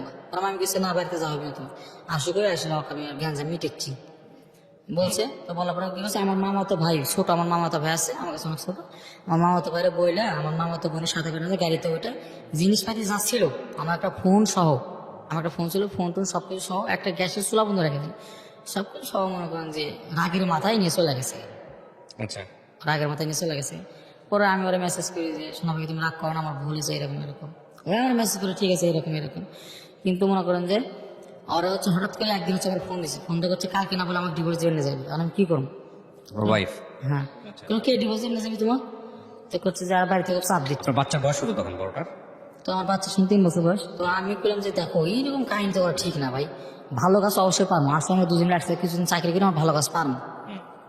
তো সংসার চলতেছিল আপনাদের, একদম চলতেছিল না, আপনার নেশা টেশা করতেন তখন? না না, আমি তো একা আমরা একদম অন্যরকম। তারপর ঠিক। তো তারপর আমি চলে আসি, চলে যাই বাড়িতে। বাড়িতে যাওয়ার পর আমার সাথে দেখা করেছে, কিন্তু ওর বাবা মা দেখা করতে দেয় না। আর ওর বাবা মা বুঝতে পারছে যে আসলে এখনো পাখি আমার সাথে ফোনে যোগাযোগ করে, এটা বুঝতে পারছে। আচ্ছা, বুঝতে পারে ওর কাছে ফোন টোন কায়রা নিচ্ছে, আমারই ফোন কায়রা নিচ্ছে। কারণ আবার ওই সেম আগের মতো কাহিনী করছে, ওরে মনে করে যে ডাইকে নিয়ে গেছে, কাজে অফিসে নিয়ে যায়, আর হচ্ছে ডিভোর্স দেওয়া আছে, ডিভোর্সে পোস্ট অফিসের মাধ্যমে আমার প্রবত ভাইয়ের একটা দোকান আছে, মুদির দোকান গ্রামে, ওই মুদির দোকানে কাগজ পাঠাই দিছে। তো কাগজ পাড়া দেওয়ার সাথে সাথে তো আমার ভাই আমার কল দিচ্ছে, কল করছে যে দেখ তোর ডিভোর্সের কাগজ আছে, কারণ ডিভোর্সের কাগজ আমি বুঝি না। বলছে হ্যাঁ ডিভোর্সের কাগজ আছে, তোর মেয়েকে হচ্ছে পাখি ডিভোর্স দিছে। তখন আমি ওরা মেসেজ করি যে শোনা পাখি তুমি এটা কি করলা, আমার তো বুক ফাটে যাচ্ছে, তুমি এটা কি করো? পরে ওই কোনো অ্যান্সার মেসেজ কিছু দেয় না। পরে আমার চাষি শাশুড়ির ফোন থেকেও আমার অ্যান্সার দিছে যে আমি কিছু করিনি, সবার এরম করে করাচ্ছে, এরম করছে। আচ্ছা, কন্টিনিউ কথা হচ্ছে যে তুমি একটা ভালো কিছু করো, তুমি একটা ভালো কিছু করো, ভালো একটা কাজ কাম করো, তাহলে দেখো আমার সবকিছু ঠিকঠাক হওয়া যাবে। এই ডিভোর্সের পরে আমাদের কথাবার্তা এরকম কন্টিনিউ কথা হচ্ছে, এখন পর্যন্ত কথা হচ্ছে, 3 লাখ পর্যন্ত কথা হয়েছে। এই 3 লাখ পর্যন্ত আমাদের কন্টিনিউ কথাটা হচ্ছে। পরে ঈদে আমি বাড়িতে যাই, যাওয়ার পরে ও আমার দেখার জন্য বলে যে তুমি একটু রাস্তায় আসো, আমি একটু রাস্তায় যাই, এভাবে দেখ কন্টিনিউ কথাবার্তা হয়। পরে আমার সুমন্দিরে আমি কল দিই, মানে আমার বইয়ের বড় ভাইরে কল দিয়ে বলি ভাই এরকম এরকম, তো কি করবো? কারণ আমার সম্বন্ধে আমার ভাই আমার বলে যে ভাই দেখো তুমি জানোই যে আমার বাপ মা এরকম, আর আশা করছি টাকাটা, কিন্তু তোমার দুজন যে একসাথে যে চাকরি বাকরি করেছে টাকা করবো, এটা তো আমরা করো না, তোমাকে দুইজন সেটা তো আপনাদের নিজেদের সমস্যা, ডিভোর্স কেন দেওয়া হবে আমি বুঝলাম না। ডিভোর্স দেওয়া হলো ওই যে আমার শ্বশুর শাশুড়ি। হ্যাঁ, টাকা আজকে করতেছেন না কালকে করবেন, কিন্তু ডিভোর্স দিলে তো মেয়েটার জন্য বড় সমস্যা হবে না? মেয়েটার আগে একটা বিয়ে হয়েছিল, পরে আর একটা ডিভোর্স হয়ে গেল, এটা তো কোনো শ্বশুর শাশুড়ি চাওয়ার কথা না। আমার আসলে কি গল্প এটাই, নাকি এর পিছনে অন্য কোনো গল্প আছে? অন্য মানে- কোনো গল্প তো তাদেরও কি তাহলে আমার তো জানা মতো এই ধরনের কাজ করার কথা না। যাই হোক, তারপরে কি মানে আমার শাশুড়ি আমাকে প্রথম থেকে পছন্দ করতো না, তাই জন্য তো ডিভোর্স দিতে পারে না। যাই হোক, তারপর কি হলো? মানে তারপর হচ্ছে আমাদের কন্টিনিউ কথাটা হচ্ছে, তোমার সম্বন্ধে আমরা বোঝাই যে দেখো তুমি হচ্ছে কিছু কাজ কাম করো, কাজ কাম করে টাকা পয়সা জোগাড় করো, তো তোমাকে যখন ডিভোর্স হয়ে গেছে আমি জানি যে তোমাকে সম্পর্ক অন্যরকম, তোমরা আজ হলেও একটা মানে আলাদা থাকতে পারো না, কারো আলাদা থাকতে পারো না, তোমাকে যতই কিছু করে রাখো তোমাকে আলাদা করতে পারবে না। এর মধ্যে আমার সম্বন্ধে কথা হওয়ার পরে একদিন পরে আমার সম্বন্ধে আমার কল দিছে, কল দিয়ে করছে দেখো তোমার কালকে রাত্রে বোঝালাম আমি, এখন তুমি আমার আজকে বোঝাও। বললাম ভাই কি হয়েছে আপনার, আমার কন্ত থেকে একটু খুললাম। পরে করছে তোমার ভাই কোথায় ছাড়া দেওয়ার করছে, ভাবিকে ছেড়ে যেতে বলতেছে। বললাম ভাবি ছেড়ে দেওয়ার করছে মানে মানে ভাবিকে হচ্ছে আমার শাশুড়ি পছন্দ না, ভাবি ছেড়ে দেওয়ার, গরু বিক্রি করছে ভাইয়ের কাছে টাকা দেওয়ার জন্য। পরে আমি ভাইয়ের গেলাম ভাই শোনেন এগুলো কাজ কাম বাদ দিয়ে ওইগুলো কথা তো শুনে একটা কথা কই ছোট ভাই মন খারাপ করেন, কই কও বললাম যে আপনার হচ্ছে একত করে হোক জেরত করে হোক ওই ইটটা করছেন এখন হচ্ছে চুপ করে খালি ভাবিকে নিয়ে আপনি মেয়ে নিয়ে ঢাকায় চলে আসেন, যেদিন পারি করে পাবেন এই দিন যাইন তাহলে ভালো হবে। পরে আমার সময় দেন কয় ঠিক আছে, এই যে সারা জীবন কামাই করে তাটা এগুলো কাক দিলেন, এটা কি আমার হক নাই? তো বললাম ভাই এগুলো আমার কত লাভ নেই, আমি তো জিডি করছেন আমি কি কম কম। ঠিক হয়ে গেল, এখন মানে পাখির সাথে আমার কন্টিনিউ কথাবার্তা হচ্ছে, পাখির এখন কথা শুধু যে তুমি ভালো কিছু একটা করো, ভালো কিছু একটা কিছু করো, আসলে আমি করবোটা কি আমি বুঝে পাই না। আমি গার্মেন্টস চাকরি করি 13 থেকে 14 হাজার টাকা বেতন পাই, রুম ভাড়া দেওয়ার লাগে, খাওয়ার খরচা সব মনে যে 6,000 টাকা আমার এইদিকে জায়গা, 6,000 টাকা যায়। এখন আমি কি করবো আমি বুঝতে পারছি না। তখন কন্টের কথা হচ্ছে ঈদের মধ্যে বাড়িতে গেলাম, আসমু যেদিন সেদিন আমার এই কথা হচ্ছে, হওয়ার পরে আসার দিন রাত্রেবেলা মেসেজ করছি, ওর ফুপু না কে জানি দেখছে, দেখে বলার পরে এখন মধ্যে ফোনটা কাড়ে নিছে, কিন্তু এখন এখন মেসেজের উত্তর দেয় না, 3 দিন হচ্ছে। কেন বললেন এই গল্পটা? জি, মানে আপনি রেডিওতে, আপনি আমার অনুষ্ঠান শুনেন কত বছর ধরে? আমি অনুষ্ঠান শুনি আনুমানিক 6 বছর তো পার হবে। 6 বছর ধরে। আপনার এই গল্পটা বলার পেছনে কারণটা কি? মানে কেন মনে হলো যে এখানে এসে গল্পটা বলবো আমি? কারণ আছে কোনো? এই যে সব ভুল তো আসলে আমারই। কেমনে? আপনার ভুলটা কোথায় আমাকে একটু বলুন তো। আমার ভুল এই তো, আমি ভালো কোনো কাজ করতে পারি না, আমার সমস্যা এটা। আমি কাজ পাই, হ্যাঁ আমি কাজ পাই না, আমি টাকা পয়সা কামাই করতে পারতেছি না। আসলে আমি কি করলে যে বড় লোক আমি এটাই আমি বুঝতে পারছি না। বড়লোক হওয়ার জন্যই সংসারটা ভেঙে গেল, এটাই আসলে রিজন? আপনি যাকে বিয়ে শুধু টাকার করছেন তারা কি জন্যই। অনেক বড় লোক? অনেক বড় লোক না, তবে আমার ফ্যামিলির চেয়ে একটু অন্যরকম, কিন্তু ওরা চিনি শুধু টাকা। আমার সমুদ্রে সেম কাহিনী, কিন্তু আর আমি কি করলে যে টাকা হতে হবে এটাই আমি বুঝি না। আচ্ছা, কি করবো আমি করবো কি? আপনার বাচ্চাটা কোথায়? কয় বছর বয়স? আমার বাচ্চা ওই বাড়িতে আছে, আমার শ্বশুর বাড়িতে আছে। কয় বছর বয়স ওর? ওর 3 বছর বয়স চলে। আপনি যে গল্প বললেন এই গল্পটা কতটুকু সত্য এটা নিরূপণ করা আমার পক্ষে সম্ভব না। আপনার অনেক কিছু এখানে আমরা পরিচয় গোপন করে গল্পটা প্রচার করলাম, তবে এটা ঠিক বিয়ে আপনার 2টা হয়েছে, এভাবে হয়েছে, সেই জায়গাটায় আমি জাজমেন্টে যেতে পারবো। বাট বাকি যেগুলো বলছেন ওগুলো কতটুকু সত্য সেটা বলা খুব মুশকিল, কারণ আমার কাছে এই জিনিসটা খুবই মানে সন্দেহপ্রবণ মনে হচ্ছে যে কোনো শ্বশুর শাশুড়ির কথা বাদ দেন, কোনো বাবা মাই বাংলাদেশের সামাজিকতায় মেয়ের বিয়ের ক্ষেত্রে অন্তত এটা চিন্তা করবে যে জামাই কিছু না করলেও যদি দুজনের মধ্যে ভালো সম্পর্ক থাকে, কিছু না করলেও করার সুযোগ আছে। আপনার বয়স কত মাত্র? আপনার বয়স সর্বোচ্চ 20 বছর। মানে আমার শ্বশুর করার কারণে আপনি যে কারণটা বললেন, ওই যে আমি যে হচ্ছে মাসে যে 2টা বিয়ে করাইলাম, এটাই হচ্ছে সবচেয়ে বড় কারণ। তো তোমারই চলে না, তুমি আগে করালে কি জন্য? এই 2টা বিয়ে হচ্ছে সবচেয়ে বড় কারণ। আর তার মধ্যে আমি প্রথম যে বিয়ে করাইছি না, ওই প্রথম বিয়ে করানোর যে ছেলের যে বাবা, আমার গ্রামে এমন গ্যাঞ্জাম করছে, আমার শ্বশুর বাড়িতে যাও এমন গ্যাঞ্জাম করছে যে বলার মতন, মানে কেস মামলা পর্যন্ত করবে চাইছে না, করে নাই কিন্তু করবে চাইছে। সবকিছু মিলে আপনারটা হয়ে গেছে অনেক জটিল, যে কারণে আপনাকে আসলে জীবন থেকে সরাই দিয়েছে সবকিছু মিলে। তো আমি আসলে মন্তব্য করতে চাই না, আমি একটা জিনিস যেটা বুঝি সেটা হচ্ছে এরপরে কি আমার সাথে আপনার যোগাযোগ হয়েছে আর কখনো? কি জানেন লাস্ট কি হয়েছে আপনার ডিভোর্স বা এরকম বিষয়গুলো? না, কিছুই জানে না। বা বিয়ে শাদী করছে কিনা আপনি জানেন? জানি। কিছুই জানেন না। আমি আসলে কি বলবো আপনাকে, আমি আপনার গল্পটা শুনে স্তম্ভিত হয়ে গেলাম একটাই কারণে, যে আসলে জীবনে বিয়েটাকে এত সহজভাবে নিয়ে ফেলছেন আপনারা, আর কিছুটা ড্রামাটিকও হয়ে গেছে। এই জন্য দেখবেন আমাদের একটা খুব সুন্দর কথা, এটা বিজ্ঞানও বলে। পড়াশোনা কত পর্যন্ত হয়েছে আপনার? আমি যে ক্লাস 7 থেকে চলে এরপর আর পড়েন নাই। এটা আমাদের ওই যে বলে না যে বিজ্ঞানও বলে, সায়েন্সও এটা বলে, এবং এটা ধর্মীয়ভাবেও সত্য। ম্যাচুরিটি বলে একটা ব্যাপার আছে, তো বোঝেন তো জিনিসটা, যে বয়সে যে যতটুকু ম্যাচুর। আপনার বয়স কত বর্তমানে? আমার বয়স 20-21। 20 বছরে আপনি যতটুকু বোঝেন, 30 বছরে গিয়ে আপনি নিশ্চয়ই তার চেয়ে ভালো বুঝবেন, 35 বছরে তার চেয়েও ভালো, 40 বছরে তার চেয়েও ভালো, তাই না? জীবনের সময় মানে যে গাছে যে ফলটা যত সময় ধরে পাকে সেটা তত বেশি মিষ্টি। বুঝতে পারছি জিনিসটা? আমি আপনাকে বোঝানোর জন্য এভাবে বলতেছি। তো 20 বছরে আপনার জীবনে যে ঘটনাগুলো আসছে সেটা আসলে 20 বছরের ঘটনা না, সেইটা আরো পরের ঘটনা হওয়া উচিত ছিল, তাহলে হয়তো আপনার জীবনে এই ভুলগুলো হইতো না। ঠিক আছে? তো আমি মনে করি যে এটার বোঝার মতো বয়স আপনার হয় নাই। সংসার জিনিসটা কি এইটা আপনার সিদ্ধান্ত নেওয়াটা আরো পরে দরকার ছিল। হ্যাঁ, তবে এটা ঠিক যে এই ডিভোর্সটা আপনি যেভাবে বললেন সেই জায়গাটা থেকেও যারা করিয়েছেন, যদি আপনার কথা সত্য হয়ে থাকে তাহলে এভাবে ডিভোর্স করানো উচিত হয়নি। যদি আপনাদের মধ্যে সম্পর্ক ঠিক থেকে থাকে, অন্তত আপনার বাচ্চার কথা চিন্তা করবেন। হ্যাঁ, তার ফিউচারটা অনেক গোলমেলে হয়ে যাবে এই ডিভোর্সটা হওয়ার কারণে। সো এটা একটা বিষয়। তবে আপনি যা বললেন সেটা সত্য নাও হইতে পারে। তাদের জায়গা থেকে এমন মনে হচ্ছে যে এই বাচ্চার ফিউচার ভালো হওয়ার জন্যই আপনাদের মধ্যে সম্পর্কটা শেষ হয়ে যাওয়া উচিত। তাদের পিছনে তাদের বক্তব্য যুক্তি থাকতে পারে, তা পারে না? অবশ্যই পারে। তবে দিন শেষে ক্ষতি সবারই হয়েছে, আপনারও হয়েছে, যাকে বিয়ে করছিলেন তারও হয়েছে, ইমাজে তারও হয়েছে, এবং আপনার বাচ্চার তো ডেফিনেটলি হয়েছে। তো আমি এই সবগুলার সমস্যার একটাই সমাধান মনে করি, সেটা হচ্ছে মানুষের ওই যে গ্রাম্য ভাষায় একটা কথা বলে বাছ বিচার। বাছ বিচার বোঝেন? যে মানুষের বিচার করার ক্ষমতা, নিজের বুদ্ধিতে বিচার করার ক্ষমতা, ওই ক্ষমতা আসার জন্য নিজের একটা বয়স লাগে। আপনি 16-17 বছর বয়সে এত কিছু চিন্তা করতে পারবেন না। 16-17 বছর বয়সে যে ইমোশনটা থাকে, আমরা অনেক সময় বলি, আমাদের গুরুজনরা বলে যে কাকপক্ষী দেখলেও ভালো লাগে ওই সময়টাতে। কাকপক্ষী মানে একটা চেহারার জায়গাতে বোঝানো হয়নি, মানে যে মানুষটা আসলে নিজের জীবনের জন্য উপযুক্ত না, যে মানুষটা নিজের জীবনের জন্য কাকপক্ষী, তারাও ভালো লাগে ওই সময়টাতে। তো এই ভালোবাসায় আসলে বিচার করার মতো শক্তি থাকে না। আর প্রেম জিনিসটা এত মারাত্মক শক্তি নিয়ে আসে জীবনে, যেটা আসলে শুধু যে আসলে কচি বয়স বা অল্প বয়সের ছেলেমেয়েরা ভুল করে তাই না, এটা পরিণত বয়সের অনেক ছেলেমেয়েরাও অনেক সময় ভুল করে। তারপরেও রেশিওটা কম, মানে যারা পরিণত বয়স তাদের রেশিওটা কম। এখন আপনার জীবনে আমি যদি বলি যে আপনার এই গল্প থেকে শেখার জায়গাটা এটাই, যে এই বয়সে আমাদের আসলে বেশিতে করা উচিত না, প্রেম ট্রেম যাই আসুক না কেন জীবনে এত গুরুত্বপূর্ণ সিদ্ধান্ত নেওয়া উচিত না, এক। আর 2 নম্বর হচ্ছে যে আপনার আসলে কি হতে পারে ফিউচার, এই জায়গাটাই আমি যদি বলি যে আপনার যদি রিয়েলাইজেশন হয়, মানে আপনার যদি মূল্যায়ন হয় নিজের প্রতি, যে না আমার জীবনে অর্থটাই সবচেয়ে বড় প্রবলেম হয়ে দাঁড়াইছে এই প্রেমের এটাই ক্ষেত্রে, সমস্যা। এটা যদি আপনার হয়ে থাকে, তাহলে আমি বলবো আপনার জীবনে সবচেয়ে বড় জিনিস যেটা, সেটা হচ্ছে আপনার 2টা হাত আছে, 2টা পা আছে। জীবনে অর্থ রোজগার করার জন্য একটা মানুষের শুধু নিজের বিবেক বুদ্ধি লাগে, আর হচ্ছে পরিশ্রম করার মানসিকতা লাগে, আর সততা লাগে।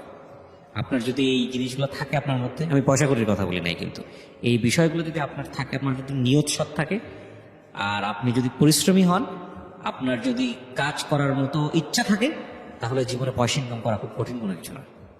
হ্যাঁ, অনেক মানুষ আছে যাদের শিক্ষাগত যোগ্যতা নাই, আল্লাহ তাদেরকে কোটি কোটি টাকার মালিক বানাইছে, কিন্তু তারা কি ওই রাতারাতি বসে থাকে ঘরের মধ্যে কোটি কোটি টাকার মালিক হয়নি, তাদের জীবনে পরিশ্রম